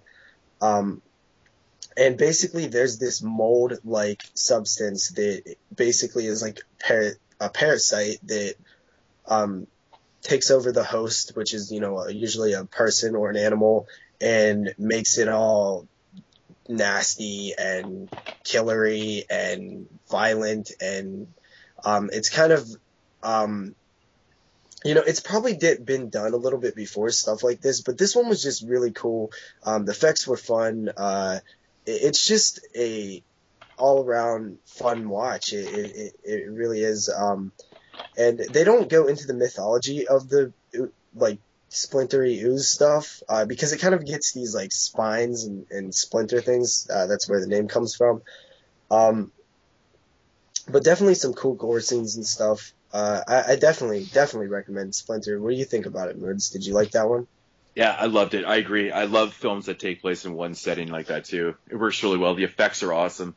It's just a great all-around film. It's just, I love the look of this parrot. Like, what do you want to call it? Yeah, what that's exactly what I is? It's like it's kind of like a parasite, or it's like a mold parasite type of substance that like kind of attacks the host and grows on it. It's like a cross between like that fungus green shit in Stephen King's segment and show and like something else. yeah, totally. Yeah. I would give that film a solid 7.5 out of 10. It's maybe even higher, but I'll stick with that right now. It's from 2008. Jeremy, definitely check it out. I got it for I have it. Walmart. Yeah. Yeah, it's definitely worth the watch. It's a great one. Okay, so I watched Alice Sweet Alice this week because I recently got the DVD finally after all these years. I used to own this on VHS actually. Finally got the fucking DVD. It's been out of print for a long time, released by Anchor Bay. Alice Sweet Alice is from, what year is it? 1978, I believe it came out, or 76. I don't know. It doesn't have the year. I can't remember. But it is basically about this girl named Alice. Her younger sister, right before her first communion, she gets killed in the church. And basically, everyone, or all the evidence and everything is kind of leaning towards Alice, the older sister. Did she do it? Didn't, or she claims that she didn't do it, but everything is fucking leaning towards her. And, throughout the film, it's more of like it's kind of like a mystery kind of thriller horror type film. And it's really about this girl. She's like a little bastard kid. And, it's a really good film. It's actually the film debut of Brooke Shields. She plays the younger girl that gets killed in the beginning of the film. I've never really been like overly too stoked on this film. I think it's a well-made film, but kind of predictable in my opinion towards the end because, especially for the time it's made. I don't really want to say anything else about it. I don't want to give anything else away, but it's a good movie. It's a good movie. It's got a really fucking creepy mask.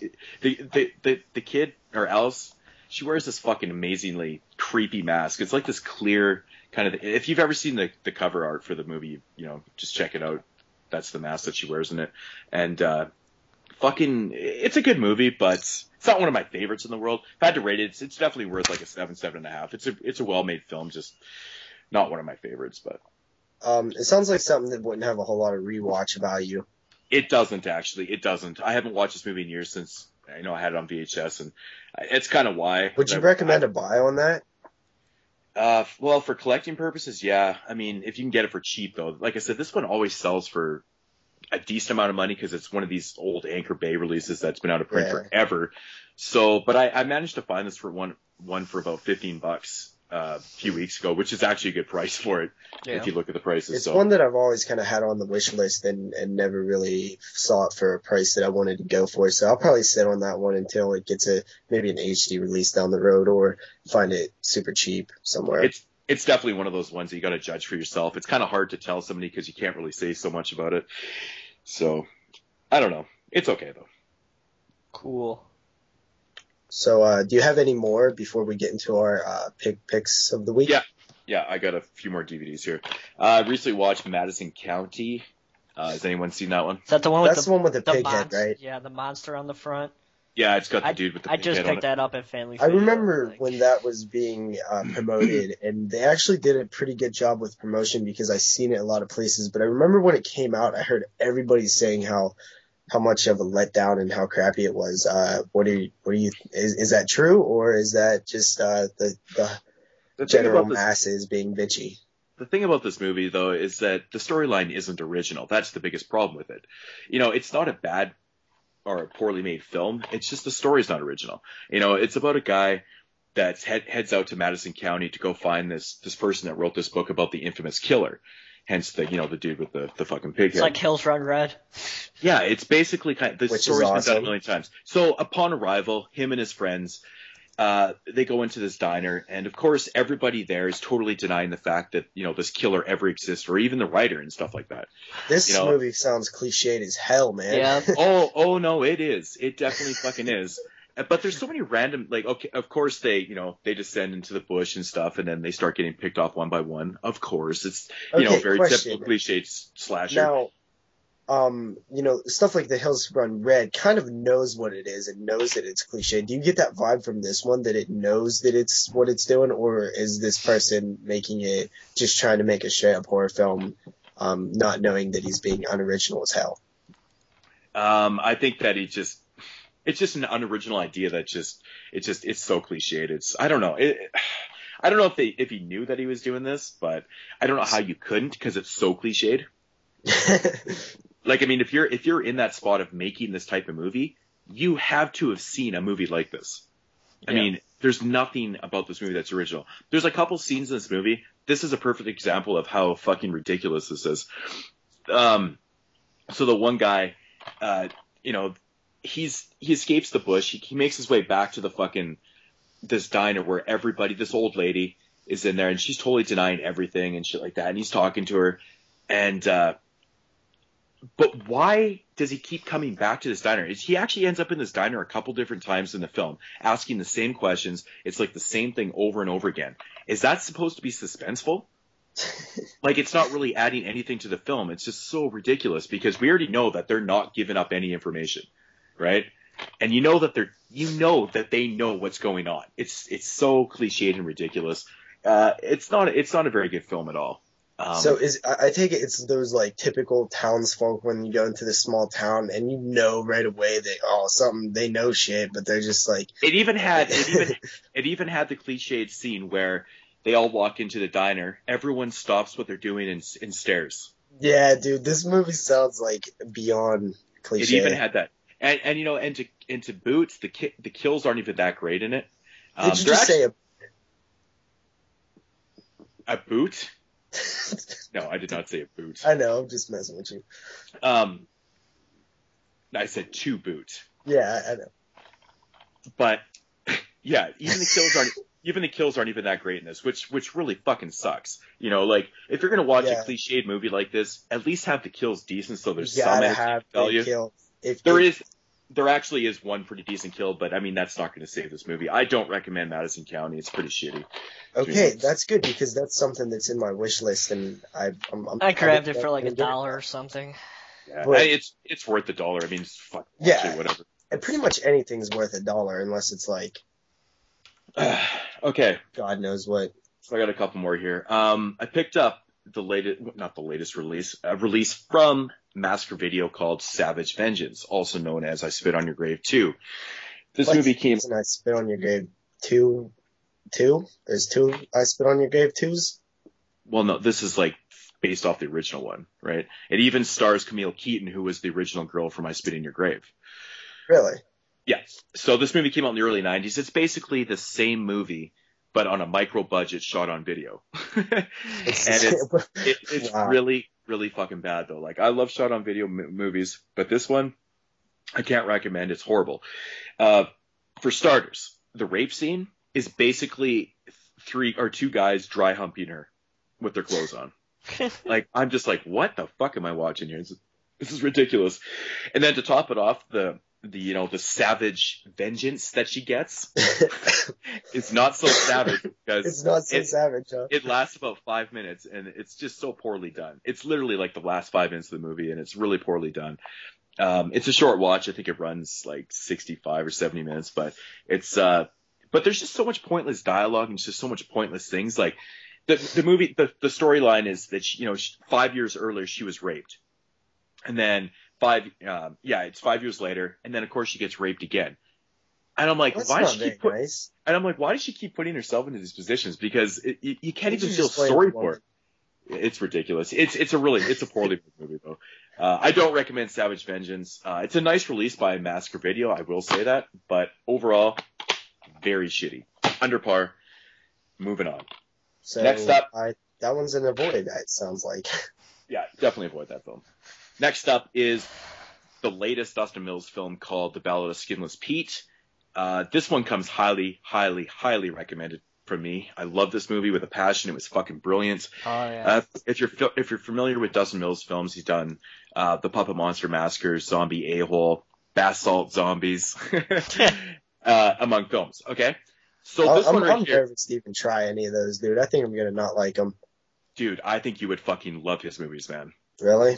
Yeah, you are so double guessing yourself. I don't know what the fuck you're doing, man. I think you'd love this. These are really. Sometimes I don't even know what the fuck I'm doing, so it makes sense. But yeah, I think you would really enjoy this. This is he has a really unique way of storytelling. All his movies are not typical storylines. Hence this one. It's about this guy named Peter Peel. I think that's what his name is. He's an oncologist. He's an oncologist, and basically he figures that he's discovered the cure for cancer inside this parasite. But of course, he is actually terminal himself, and he doesn't have long to live. So before he actually, does all the actual testing on this parasite, and with the cancer and stuff, he tries it on himself. and it doesn't go so well for him.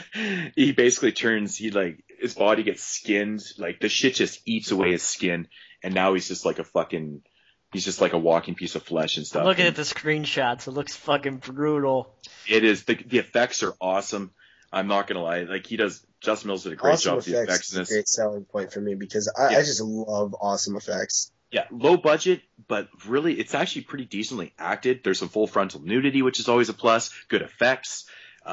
It's not overly that long. It's about 80 minutes, and it's just a really fun film. I think a lot of people would really enjoy this. And I've been, promoting the shit out of Dustin Mills films lately because, every film is so different. He really brings something new to the table.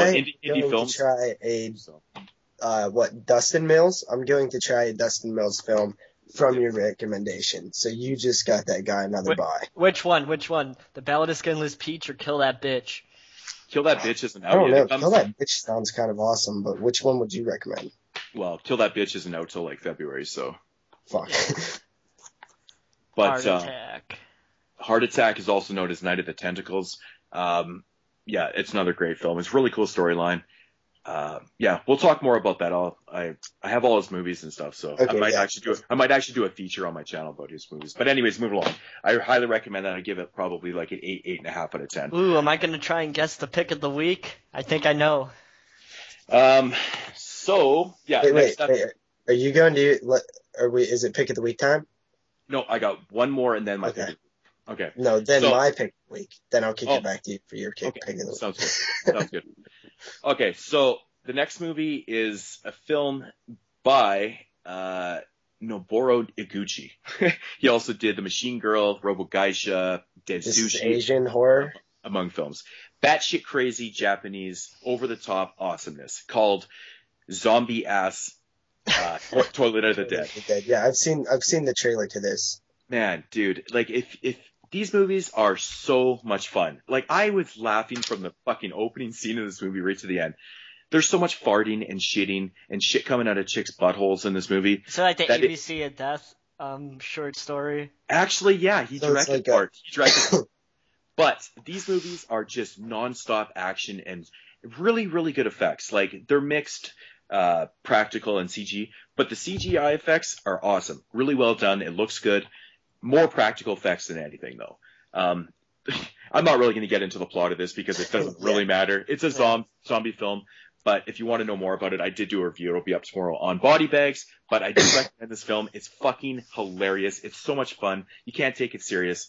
Just check it out. Very fun shit. If you walk into a video store, buy a DVD or whatever called Zombie Ass Night of the Toilet Dead or whatever the hell it's called, and you expect to see a serious film.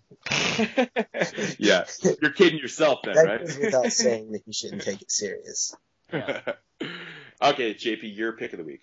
My pick of the week is. Can anybody guess it?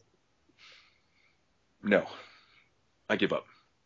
Okay, my pick of the week is Hatchet 3 from the year 2013. Ooh, everyone just turned the podcast off, didn't they? I know, right? Why? What is the deal with these Hatchet 3 haters? And I think I know what it is, okay? I have a theory on this. I have a theory on this, okay? So I think that... Okay, go ahead. Okay, I haven't seen Hatchet 3 yet, but I do have a theory on this. It seems like the way I've been talking to a lot of people about Hatchet 3, and it seems like most people that prefer Hatchet 1 over 2 love Part 3. And the people that love Part 2 the most dislike Part 3. It seems like everybody that I've talked to has been like that. Interesting. I know. I came up with this theory because I've talked to numerous people about it, and every person that loved Part 2 more than 1 disliked Part 3. And I like all of them. So I prefer Part 1 over Part 2. That's why I think I'm going to like Part 3. Okay. I just wish they would have got Danielle Harris to play the original character throughout all 3 movies. Yeah, that would have been awesome. It's fucking annoying. Yeah, it bothers me. Yeah. Okay, so Hatchet 3, one thing that I absolutely like right away is the fact that it starts off right where the last one ended. Danielle Harris standing. I'm not going to spoil it because that'll spoil Hatchet 2, but it starts off right where the previous one ended. I think that one of the main reasons that I don't think people like Hatchet 3 is that it doesn't really add anything new to the series. It doesn't really elevate in any kind of way. It's kind of more the same, but it's more of the same that I like. You know, I like Hatchet 1 and 2. I like it. It doesn't feel big enough, maybe. I think that's kind of what it is. But if you go back through the Friday the 13th films and any other slasher, it's always more of the same when you're dealing with sequels. That's why we like it. We want to see more of the same. You know, you have to add some new stuff, which, you know, the stuff that they added, the characters and stuff, I thought was great. They have Zach Galligan, of course, from Gremlins. You have Carolyn Williams, who plays a reporter, and I think that her character is so similar to Stretch that it's from Texas Chainsaw 2. It was just awesome to see that, and I really liked her character. And then there's an awesome cameo. I won't spoil it. It was kind of surprising, and it was very, very funny. There's also a lot of cool nods to the audience. Adam Green makes a cameo, and he's playing that same drunk guy that was in, you know, the other ones. It's just, honestly, it feels to me like a sequel, a trilogy, it continues the story.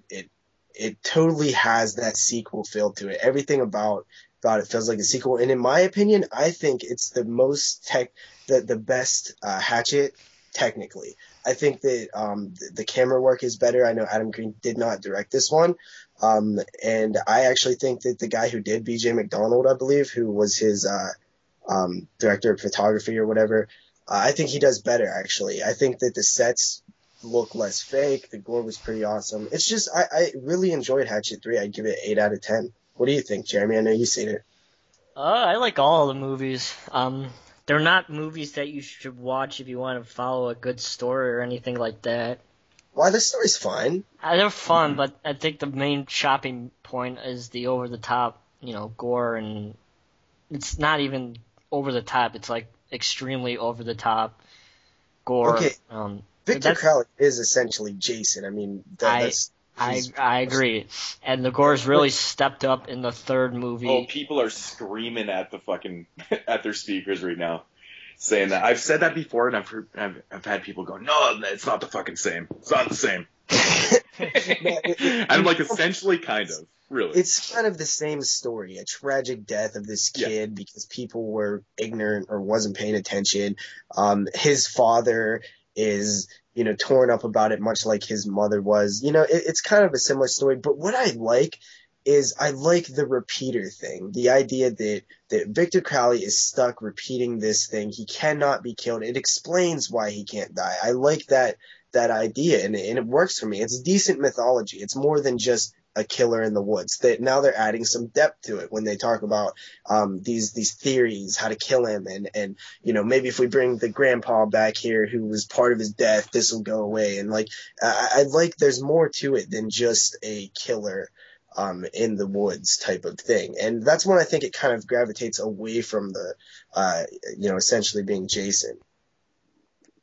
Mm-hmm. I guess I could see that. Yeah, there's more to it than people give it credit. I think that is one of the things I've noticed. I think people really just see it as like silliness and just you know, comedy and stuff.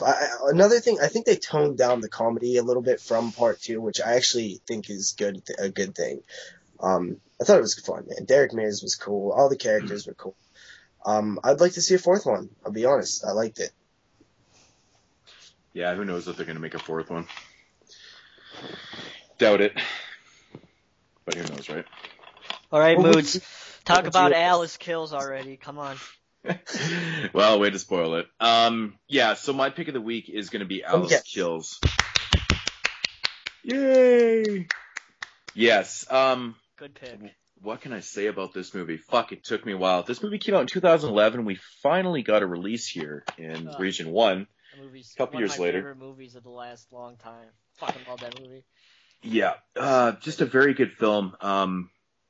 Yeah, what can I say about Alice Kills? Basically starts out where Alice kind of attempts to kill her, well, not attempts, she tries to kill her indefinitely, her friend, by pushing her off a fucking building. And, of course, her friend survives. Well, this basically pushes Alice into a fucking state of, like, a downward spiral into fucking darkness, man. She just starts going mentally insane. She not only starts doing drugs, she just starts doing a whole pile of crazy shit, hanging out with the wrong people. And, you know, I really, really like the middle part of this movie, you know, like the beginning of the movie, you know, Alice does seem a little odd, but she doesn't seem overly that crazy. You know, it seems like it's almost like a different type of movie. She's hanging out with a friend. They're kind of trying to work out some issues and stuff. And then they're a little drunk and they go on the roof, you know. Yeah, and then she basically, okay, that's it. I'm pushing her off, kind of thing. So when she finds out that her friends, you know, that she survived, she goes fucking crazy. She starts doing drugs, hanging out, buying some drugs off this. I can't remember the drug dealer's name in the film, but he does a really good job. Actually, he's a really good actor. Actually, yeah, he's good. He does a really good job, but she's just going fucking spiraling out of control, and that's basically the middle part of the movie. She is just, you know, doing drugs, doing crazy shit, and you really get into the psyche of her too. She's just, you can see her going deeper and deeper, and then the third act hits, and she fucking loses it. Oh yeah. She starts fucking killing people, and it gets all gory and shit. Awesome effects. Really, really good effects. And I mean, the scene where she goes back to the drug dealer's house, because basically she ends up killing the drug dealer, kind of a spoiler alert, but anyways, she, not really a spoiler alert, but she ends up killing him because, you know, she didn't have any money. She got fired from her job because, you know, she was doing drugs and oversleeping. Do you get that? Did you get that impression that she was sleeping like entire days away in the film, Jeremy? Well, I think that's what drugs do to you, so I would think so. But like an entire fucking day, because remember she's like, what day? Or she's like, I was here yesterday, but it was actually like the day after. Yeah. That was fucking trippy. Actually, really trippy. But anyways, so of course she gets fired from her job, and she still wants to continue to do these drugs. So the drug dealer's making her, you know, basically do favors for the drugs and stuff. So toward in the third act, she fucking snaps on him. But that whole scene inside the drug dealer's house is fucking crazy, man. Oh yeah, crazy. It really, like, at that point in the movie, you just know she's completely lost her fucking shit.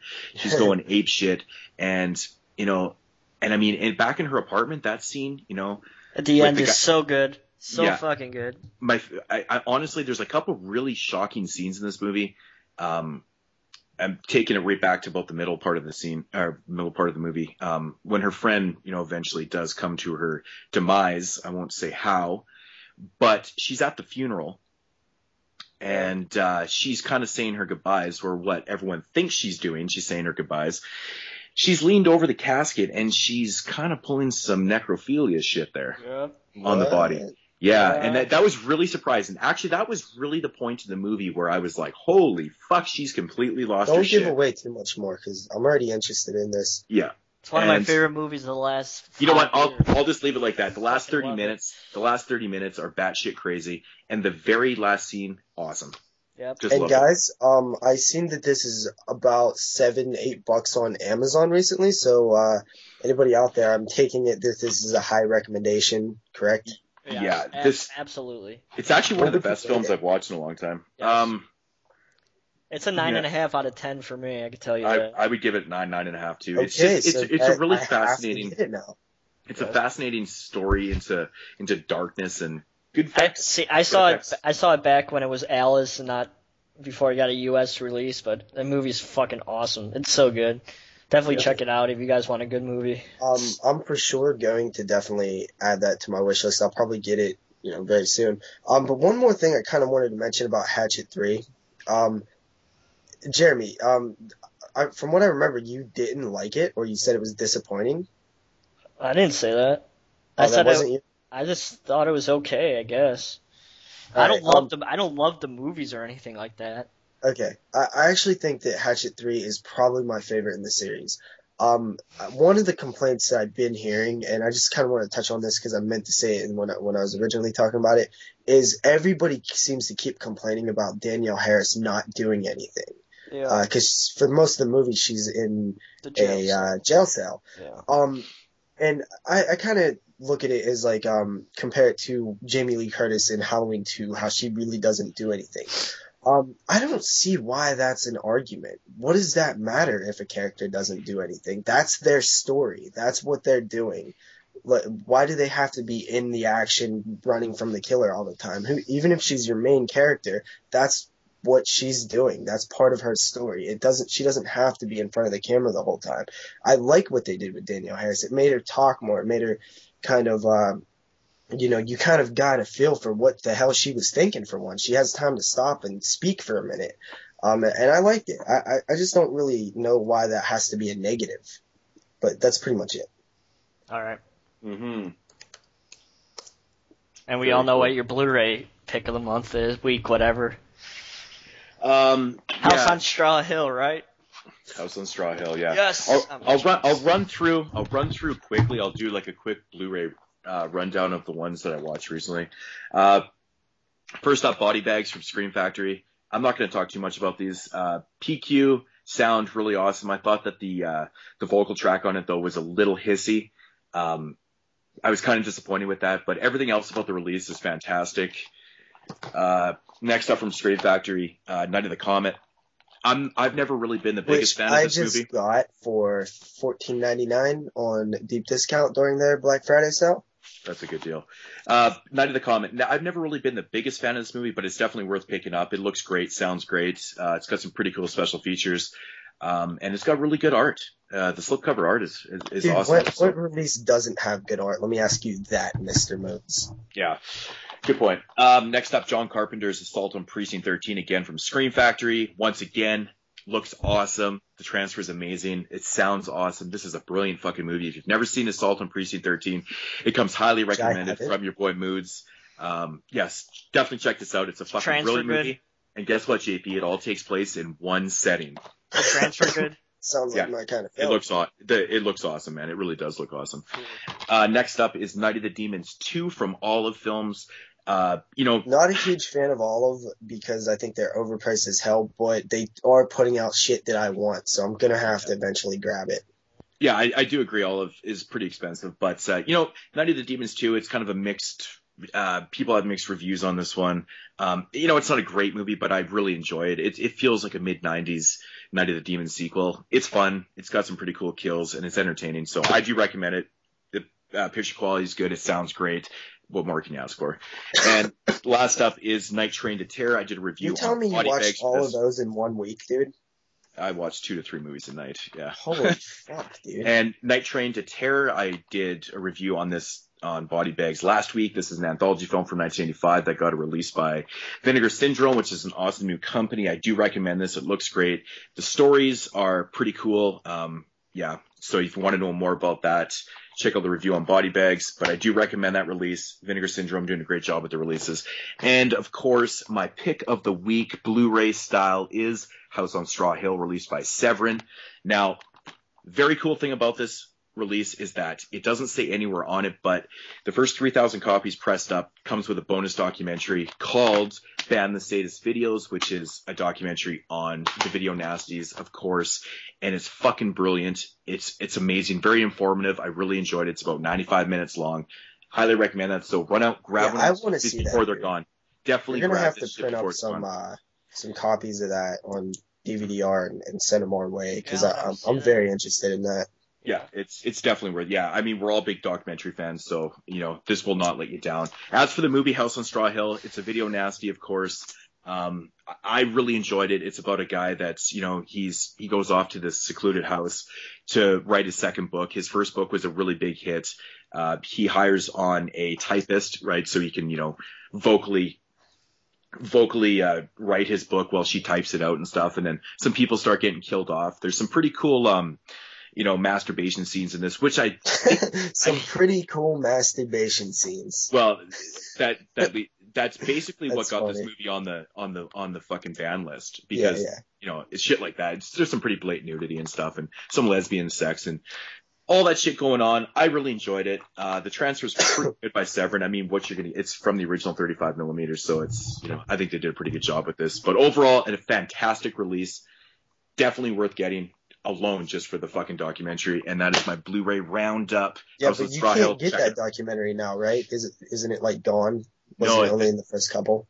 The 3,000, there's still copies available, so shit. Apparently. All But I right, might have so to jump on that. we were talking for an hour and 10 minutes about our fucking Blu-ray releases. So, what's a perfect time to What go we watched. to good old boy JP with some horror news? So, Okay, guys, I got some horror news for you, and I want to know what DNs want to hear. DNs want to hear about some remakes? DNs want to hear about some sequels? Or DNs want to hear about some original horror? or some remakes that's supposed to be sequels that we don't know what the fuck it's supposed to be. Yeah, so pick one. How about we do the original horror since there's like Thank none you. of it. There's none of it. There is no original horror. There's like one thing that was original that I seen that was interesting. And it's called XX. Have you guys heard of this? No. Okay, it's going to be an anthology film, but it's going to be all female directors. The Soska sisters are involved, which, dude, I've been hearing so much about them. I really need to give one of their movies a chance. I've still not seen anything they've done, but it's going to be put out by, I actually forget, the same people that put out American Mary, I believe. But the directors are going to be all female. It's going to be an anthology, each segment, and the lead character is going to be a female. The Soska sisters are involved, and Mary Herron, who did American Psycho. Those are the two that I recognize. But what do you guys think about that? All female cast? Do you think that's banking on the fact that they're all female, or do you think it's like, cool that they're doing that? That's cool. Thanks for your opinion. No problem. I don't know what else But, to say about no, it. I mean, like, because I heard some people Just bitching because in they're the just comment because they're section chicks about- don't mean they can't direct horror movies. Yeah, but what I heard was people bitching about the fact that they're trying to sell it as these, chicks, and they're basically saying that it's bullshit that they're selling it like that, which I don't see a problem with it. I say, why not promote it like that? It's interesting. It got my attention, Uh-huh. Mm-hmm. I don't know what else to say about it. I've seen a lot of female horror movies. Yeah, so I guess I'll move on to something else. Indeed. Jeepers Creepers 3. Yeah, that's never gonna happen. Well, there's some new movement on it. Actually, major movement according to the Victor Salva, and he says it's now. Victor Salva, of course, is known for creating Jeepers Creepers Clown House, which he is known for actually molesting one of the kids on set, which is why everybody hates him, and I think it's hard for him to get work, which, he's a scumbag piece of shit. And, I don't like him, but he makes some decent movies. And I would love to see Jeepers Creepers 3, and from what I hear, they possibly already filmed some scenes. Who knows? Why does it have to be him that directs it? Like, why can't we get a Jeepers Creepers 3 and, have someone else direct the fucking movie? I mean, if I think he that big of a possibly problem, knows stuff about it. he must, because it seems like it's either Both were Silva very doing it successful. or it's not fucking happening, which is so infuriating because I highly doubt we it's all gonna want to happen. Dude, I think it's going to happen because he's had this script wrote for a long time. And he says there's been major movement on it. And before he was like, there's no movement on it. So him saying that is kind of interesting because for the longest time he says he has the script done. He just needs people to back him to shoot it, studios. Yeah. And Nope Studios is gonna want to back him because what he did. Yeah, who would? I wouldn't. There you go. So it's never gonna happen. But what do you guys? Would you guys want to see a Jeepers Creepers 3? I would love to see a Jeepers why Creepers not? 3. It's just, I'd rather it not come with all the other bullshit, but, Yeah. it is what it is, right? I guess if he owns the fucking rights or whatever, it seems Honestly, like he does, I obviously, kind of because want him to direct it if somebody's going to do Jeepers Creepers 3. I mean, because he knows what he's doing with the material. Like, I hate the dude, but he makes good movies. yeah, I understand where you're coming. It's Except kind of for Rosewood Lane. it's kind of a catch-22. Yeah. Yeah.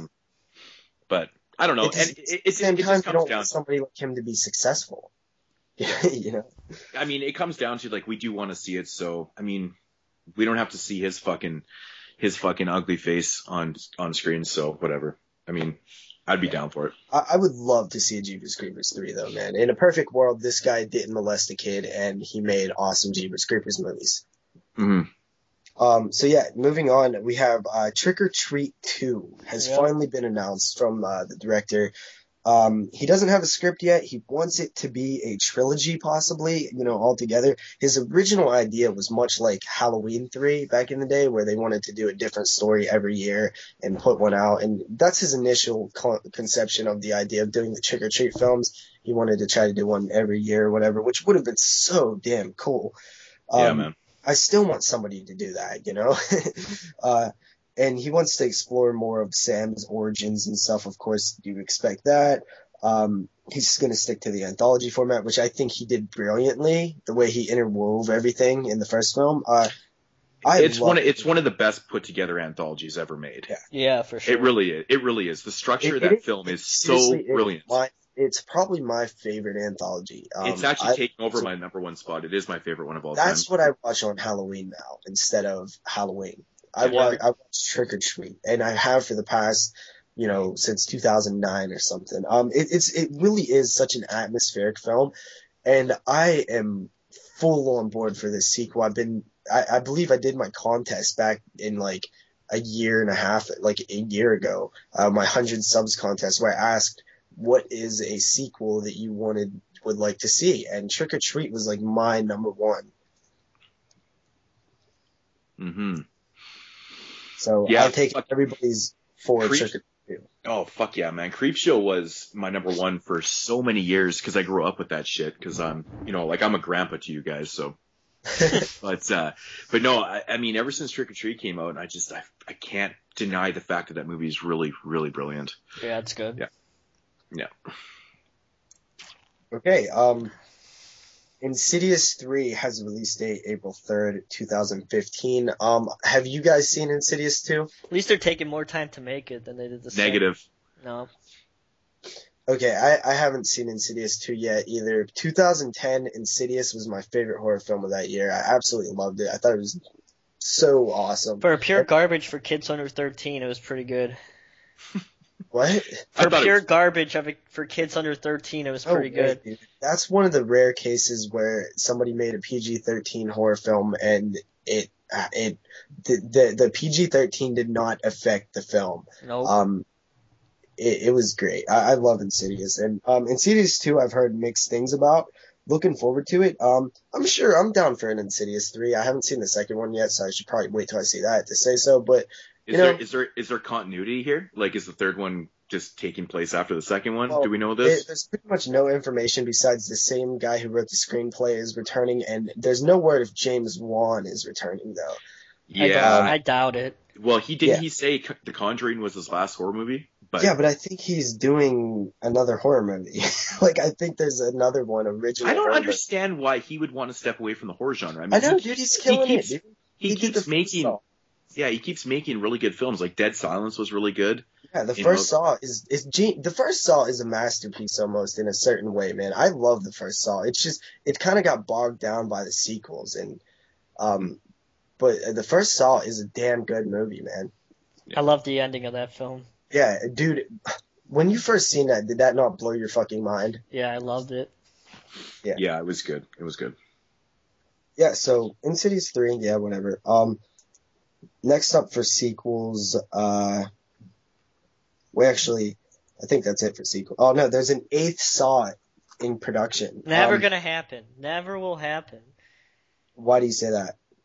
Because they said they're never gonna make another Saw movie. Yeah, they said that after Friday the 13th Part 4. What the fuck are they gonna do? They ended this series. I don't know. Don't spoil anything because I've not seen the 7th Saw. But they said Lionsgate has said they're incredibly active in developing an 8th Saw film. It is not a remake, and it is going to be a continuation of the original series. Oh, that is from fucking Lionsgate. hell, man.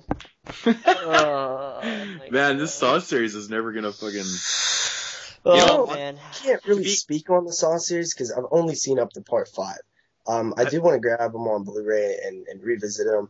I think they just got too convoluted. I think that's what the main problem was, right? I mean, because they have such, fucking awesome cliffhangers. That's how they fucking, tug people in, and everybody was waiting, and so it's not a spoiler. Everybody was waiting for Dr. Gordon to come back, and then when he finally did come back, Well, sorry, JP, for ruining Don't it for spoil, you. man.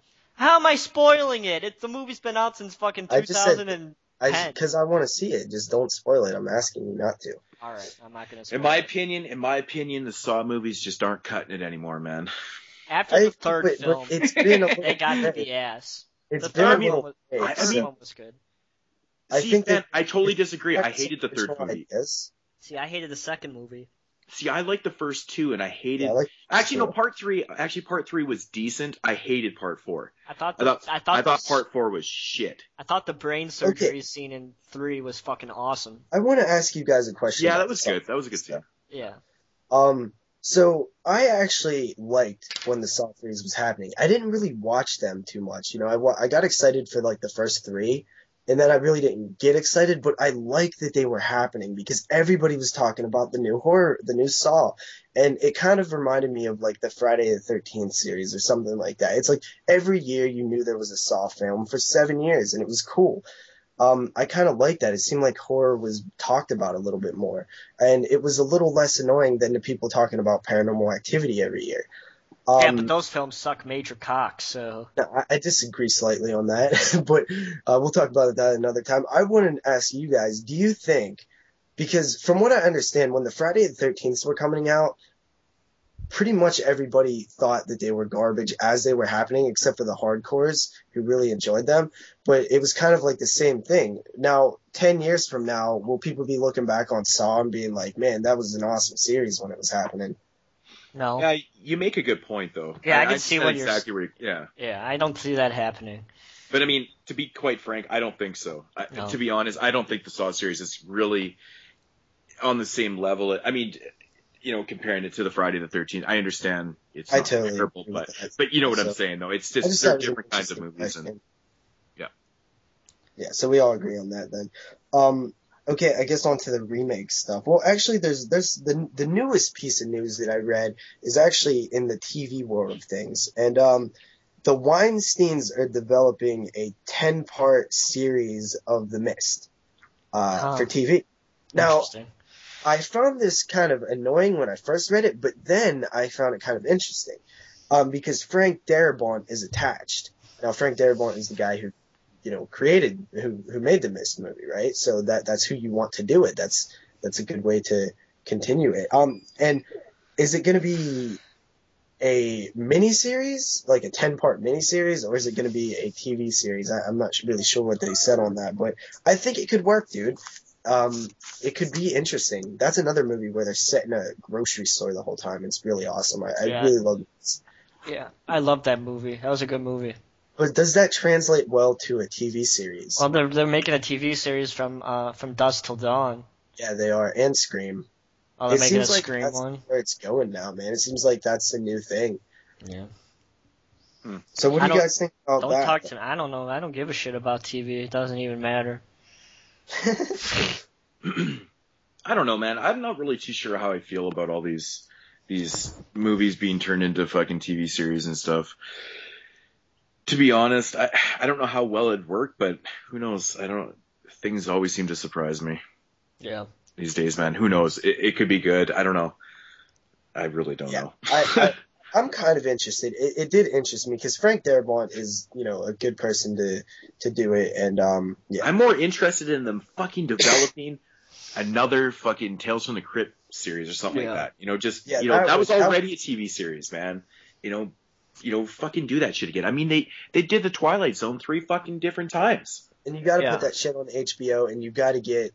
See, I think we would lose something with Tales from the Crypt though, because there's not really like cool people you can bring into it anymore. I guess there is in the horror world, but a lot of those people weren't horror actors who they would bring in, like, Arnold Schwarzenegger and stuff. You know what I mean? Like they would get all kind of like cool guest stars, and a lot of them weren't horror actors, but they were cool people at least. Like, who are you gonna get now?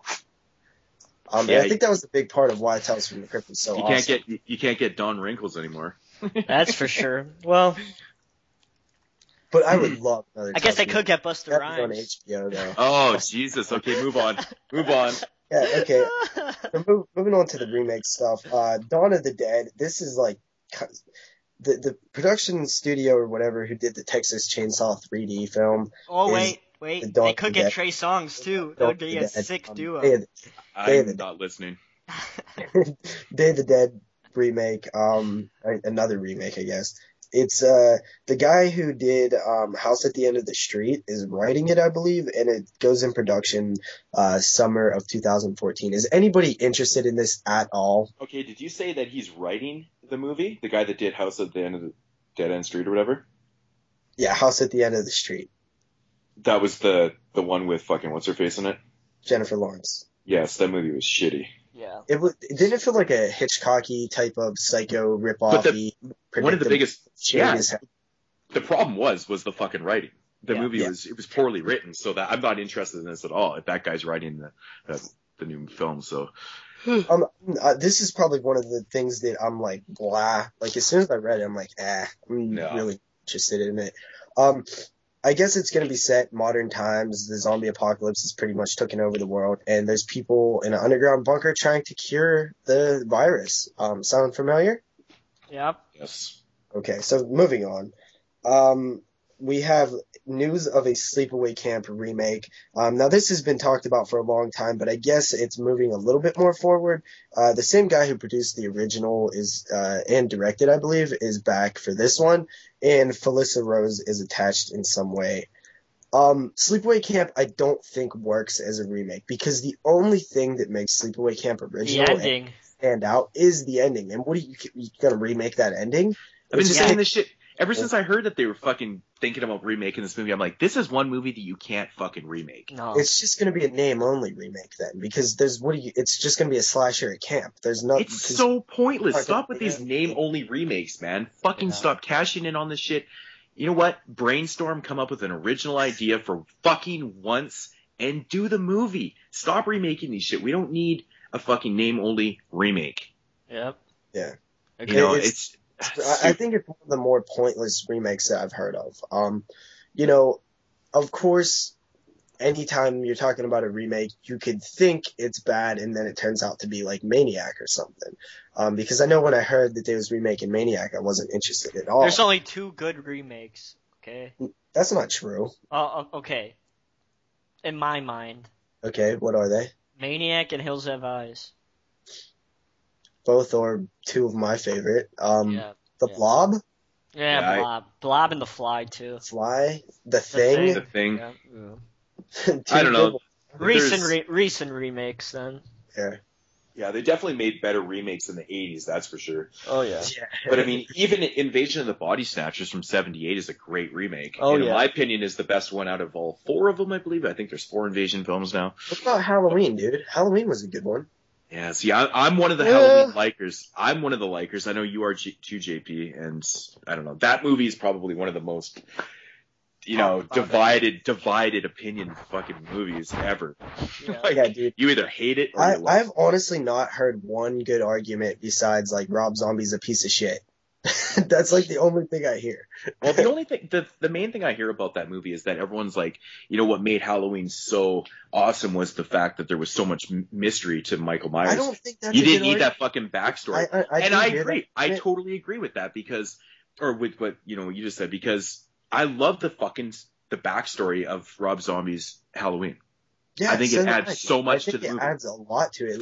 Adds a lot of dynamic and there's still mystery to it. There's still Yeah. mystery. It's just it's how you look at it. And I think that argument I just don't buy it really. It's just me personally, I don't buy that as a good reason why it sucks. Yeah, I agree. Okay, so Sleepaway Camp remake. I don't know, man. No, thank you. I do like that Next. Felissa Rose is attached to it. That's about it though. Yep. Because she's pretty cool. After that, we have so this is kind of interesting. Back on the burial grounds, we talked about what would happen. What do you think could save the Hellraiser franchise? And I said pretty much, I think you have to remake it at this point. I don't think you can really make a sequel to it anymore. Clive Barker had a meeting with Harvey Weinstein from Dimension, and he pitched him his idea for a Hellraiser remake. And Harvey Weinstein gave him the go-ahead to write a treatment for, the first script or whatever. So first of all, everybody just says that means that a new Hellraiser is coming out. That does not mean a new Hellraiser is coming out. That means that he's willing to hear him out on the idea of the new Hellraiser. But Clive Barker said he wants to keep it very practical. He wants to go into the fucking horror more, and he wants to have Doug Bradley back, which Weinstein did agree to. So what do you guys think? That'd be cool, I guess, if Clive Barker writes it and it's not a shitty fucking remake, then I guess it'll be alright. Is that not the best case scenario for a remake, though? Isn't it? Yeah. I think it is the best case scenario, really. I mean, I totally agree. Like, I mean, as far as, Hellraiser 4 goes, decent, but everything after that, in my opinion, in pretty much all of our opinions, they're really bad movies. Like, you can't save that franchise. It's pretty much done. Remake, yeah. There's no way a Clive Barker remake could be worse than any of the last 5 sequels. No way. No way. So I think that's a good thing that this is happening. I think this is one of the rare cases that I think a remake is needed if you want to save this franchise. Yeah. How much more news do you got, JP? Just one more piece of news. Okay. So, Friday the 13th. It has a release date now, and it's March 13th of 2015. So, a little over a year to go. There is rumors of this being a found footage film, and they did not say that it was a sequel. They say Friday the 13th, 2015. So a lot of people are assuming that it's another remake. And if it's a motherfucking another remake, dude, I don't want to see Jason get his mask again. This just honestly ruined my day when I read that this is possibly going to be another remake. Now, there is nothing concrete that's saying, hey, this is a remake. But, god damn it, please don't be a remake. Please don't be a remake. This can't be life right now. This can't be a fucking... How are they doing a found footage Friday the 13th movie? First of all, it's bad enough that they're making a remake, but found footage... What Come the on. fuck? This is absolutely outrageous. This is outrageous. Wait, I hear somebody in the woods. Who is it? Oh my Jesus. Okay, the found footage thing, I think is a bad idea, but I'm going to be in the minority here, but I think... if done properly, it could work. Get the fuck out of here. Out of all the main franchises, Friday the 13th kind of seems about right for the found footage thing. I mean, a bunch of Blair Witch style, people go in the woods, maybe, I think it could work. I don't think it will work, and I don't think it should. I don't think it has any part in the series. I don't know. I can't agree with it. I can't. I'm sorry. I think the found footage thing needs to stay away from these major franchises. I'm just saying, I think that there is a way that it could work. I don't think it should work or it needs anywhere near it. Just giving the material and giving like what's going on in a Friday the 13th film, I think that's one of the I think that it could possibly work. It will not work though. And don't. Yeah, that makes sense. I'm just saying if like if somebody very talented got a hold of it and they really well thought it out and all these massive things came together perfectly, a Friday there could be, in the world of randomness, there could be some universe that has a good Friday the 13th found footage film is what I'm saying. It has the elements to be able to work. It's just not going to. Mm-hmm. Yeah. So yeah, I was so excited when they announced another Friday the 13th film. I love the Friday the 13th series. I get so excited. I was literally pumped, dude. I was like, man, I can't wait till they start announcing stuff, and I get to be all hyped for it, and I get to go to the theater and see Jason on the big screen again. It's going to be awesome. And this kind of just put on, none of this is official, so I'm just hoping it's not, super true. The only thing that is official is that it's coming out March 13th, 2015. For that's their announcement.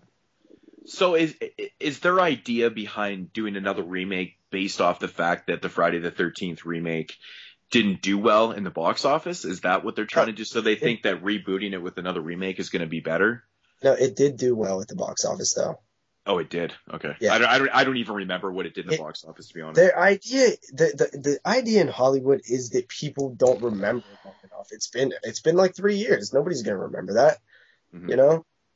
But it doesn't say that it's a remake. It's Because kind of 3 years is so fucking long, too, Yeah. right? This is gonna be the 13th Friday the 13th film. I say you just either do a straight up part 2, or you try to do the Texas Chainsaw 3D route where you try to continue from the original series. Do not remake it. I don't want to see Jason get his hockey mask again. I don't care how you do it.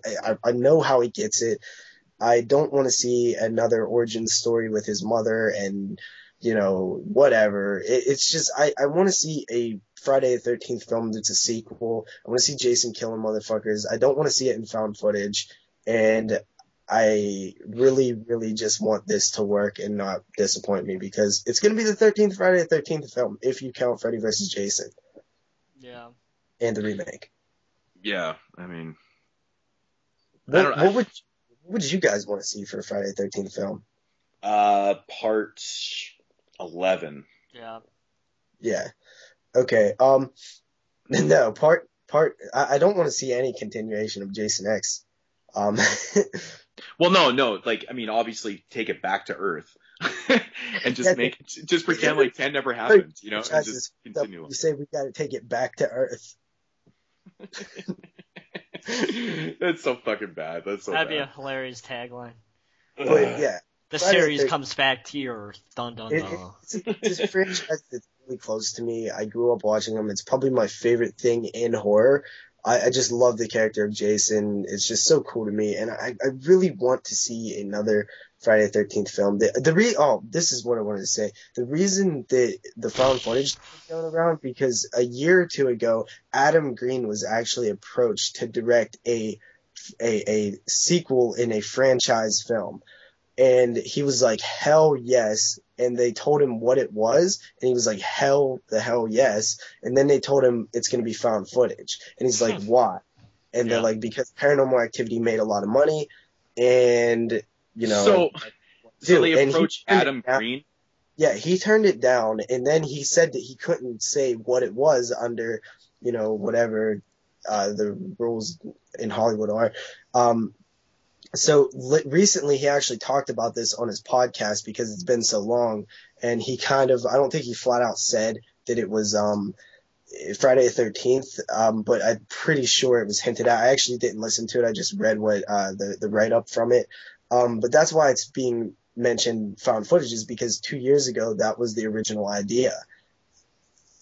Wow. That's ridiculous. That is ridiculous. Even the thought of a found footage film in a major franchise just almost makes me gag. Yeah. I mean, I'm not a hater of found footage films. I mean, I personally don't like the paranormal films at all. I think they're kind of shitty. But that's kind a of thing. Yeah, I really don't like those films. Don't talk to fucking Willy Wonka then. Make them out to be, dude. I just don't enjoy them. I really don't enjoy them. I mean, there is some found footage films I really have enjoyed. Yeah, I will be honest. Atrocious is great. Yeah. I think that's a good one. But, I guess it's kind of hit and miss with me. But, I mean, in a major franchise, especially something like where we've seen 12 Friday films, normal. Also in a found footage film, it's just, I don't know. Yeah, which would have to be a remake, you would think. It would be like, oh man, it just is making me mad. Like, and I don't get mad about horror news and what people are doing to franchises. It doesn't really piss me off, but this one is really upsetting me, man. Friday the 13th is so close to near and dear to my heart, man. It just really bums me out when I read that. Yeah, for sure. It's stupid. It's almost laughable. I can't even stop thinking about it, like how ridiculous that is. Yeah. I keep thinking to myself, this can't be life. Yeah, is this real life? Yeah, that's what I thought when you said that. But anyway, that was my final piece of news. I'm sure we'll talk about it as it develops. Hopefully we get some better news than that. But yeah, and there was also one final thing. You mentioned Silent Night, Bloody Night. That was the only horror release news that I read that came out. They're actually, a company called Film Chest is releasing a new transfer on DVD December 10th, 2013. You pre-order it right now on Amazon for $11.98. But I guess it already has multiple releases or whatever. So yep. All right. Cool. So I think that should wrap it up for our This is- show. We're going to be doing from now on. What? Nothing, guy. All right. So starting next Saturday, we're going to be doing a movie of the week, and we're going to be talking about a certain movie that we all watch, and we're going to discuss it like Moodz and JPs do on Burial Grounds. We're going to be talking about the Maniac remake. We discussed it a little bit today, I guess, but We're not going to be talking about the Maniac remake next week. why? What's next week? Oh, Antiviral. That's right. Sorry.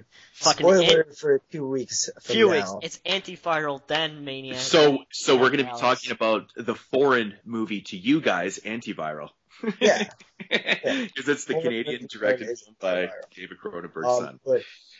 Is it? Yes. I did not know that. I'm very intrigued now. I'm going to have to check this out. I already have my copy here. It arrived yesterday. It's done Amazon a good job. Prime is awesome. I really told want to you. buy it. It's the But fucking shit. yeah, I mean, so like Jeremy said, we're going to be doing every week. We're going to have our main movie. We'll probably throw it in somewhere after what we've watched, Yeah. and it'll give for a better discussion of something that we've all seen. And we'll try to pick something more current every time.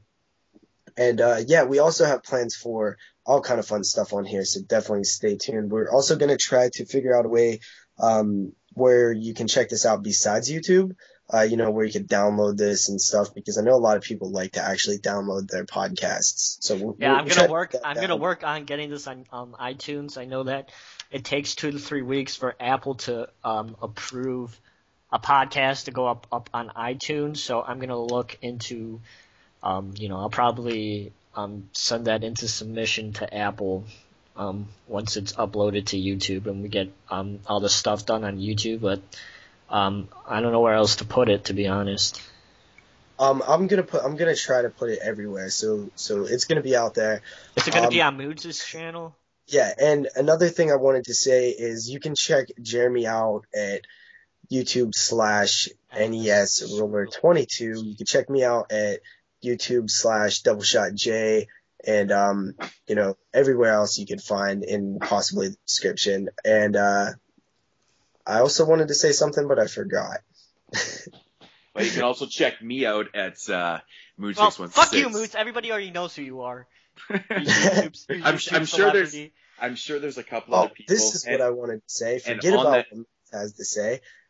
If you guys have any feedback on how we can make this better, or segment ideas, anything like that, feel free to drop them in a please. comment below on Moodz' channel. Yes, because And if you have anything pissy to say, forward that to Moodz also. That's fine. Yeah. That is fine. I will take it. And of course, yes, check the podcast out on Moodz616 channel, which is my channel. And we'll go from there, and we'll be back next week, of course. And we'll try to probably keep the what we've watched down to a minimum. So we talked today for an hour and almost an hour and a half about the movies we watched today. So yeah, and you talked for about 10 minutes on the ones you watched. I watched 3 movies this week. I'm sorry. That was kind of my bad because I Well, watched a lot. right. I was gone for 2 weeks, and when I came back, I just went apeshit crazy with all the films I needed to watch. So yeah. Okay, so anybody have anything else to say? You can hit me up on Twitter/DoubleShotJP. Also, I'm pretty active on there. And enter the body bags contest. Yeah, please do that. Go find the Body Bags YouTube channel. You can find it on Moodz' channel or my channel. You can find it. Enter this contest. We're giving away Scream Factories, guys. Scream Factory Blu-ray releases of your choice and other fun stuff. Enter it. It's really easy. Just recommend some films. That's all you got to do in a video. All right, guys. So this is the first episode of the 22 Shots of Moodz and Horror podcast. We are all signing out, and we shall talk to you guys next Saturday with another show. So talk to you guys soon. peace out. Peace.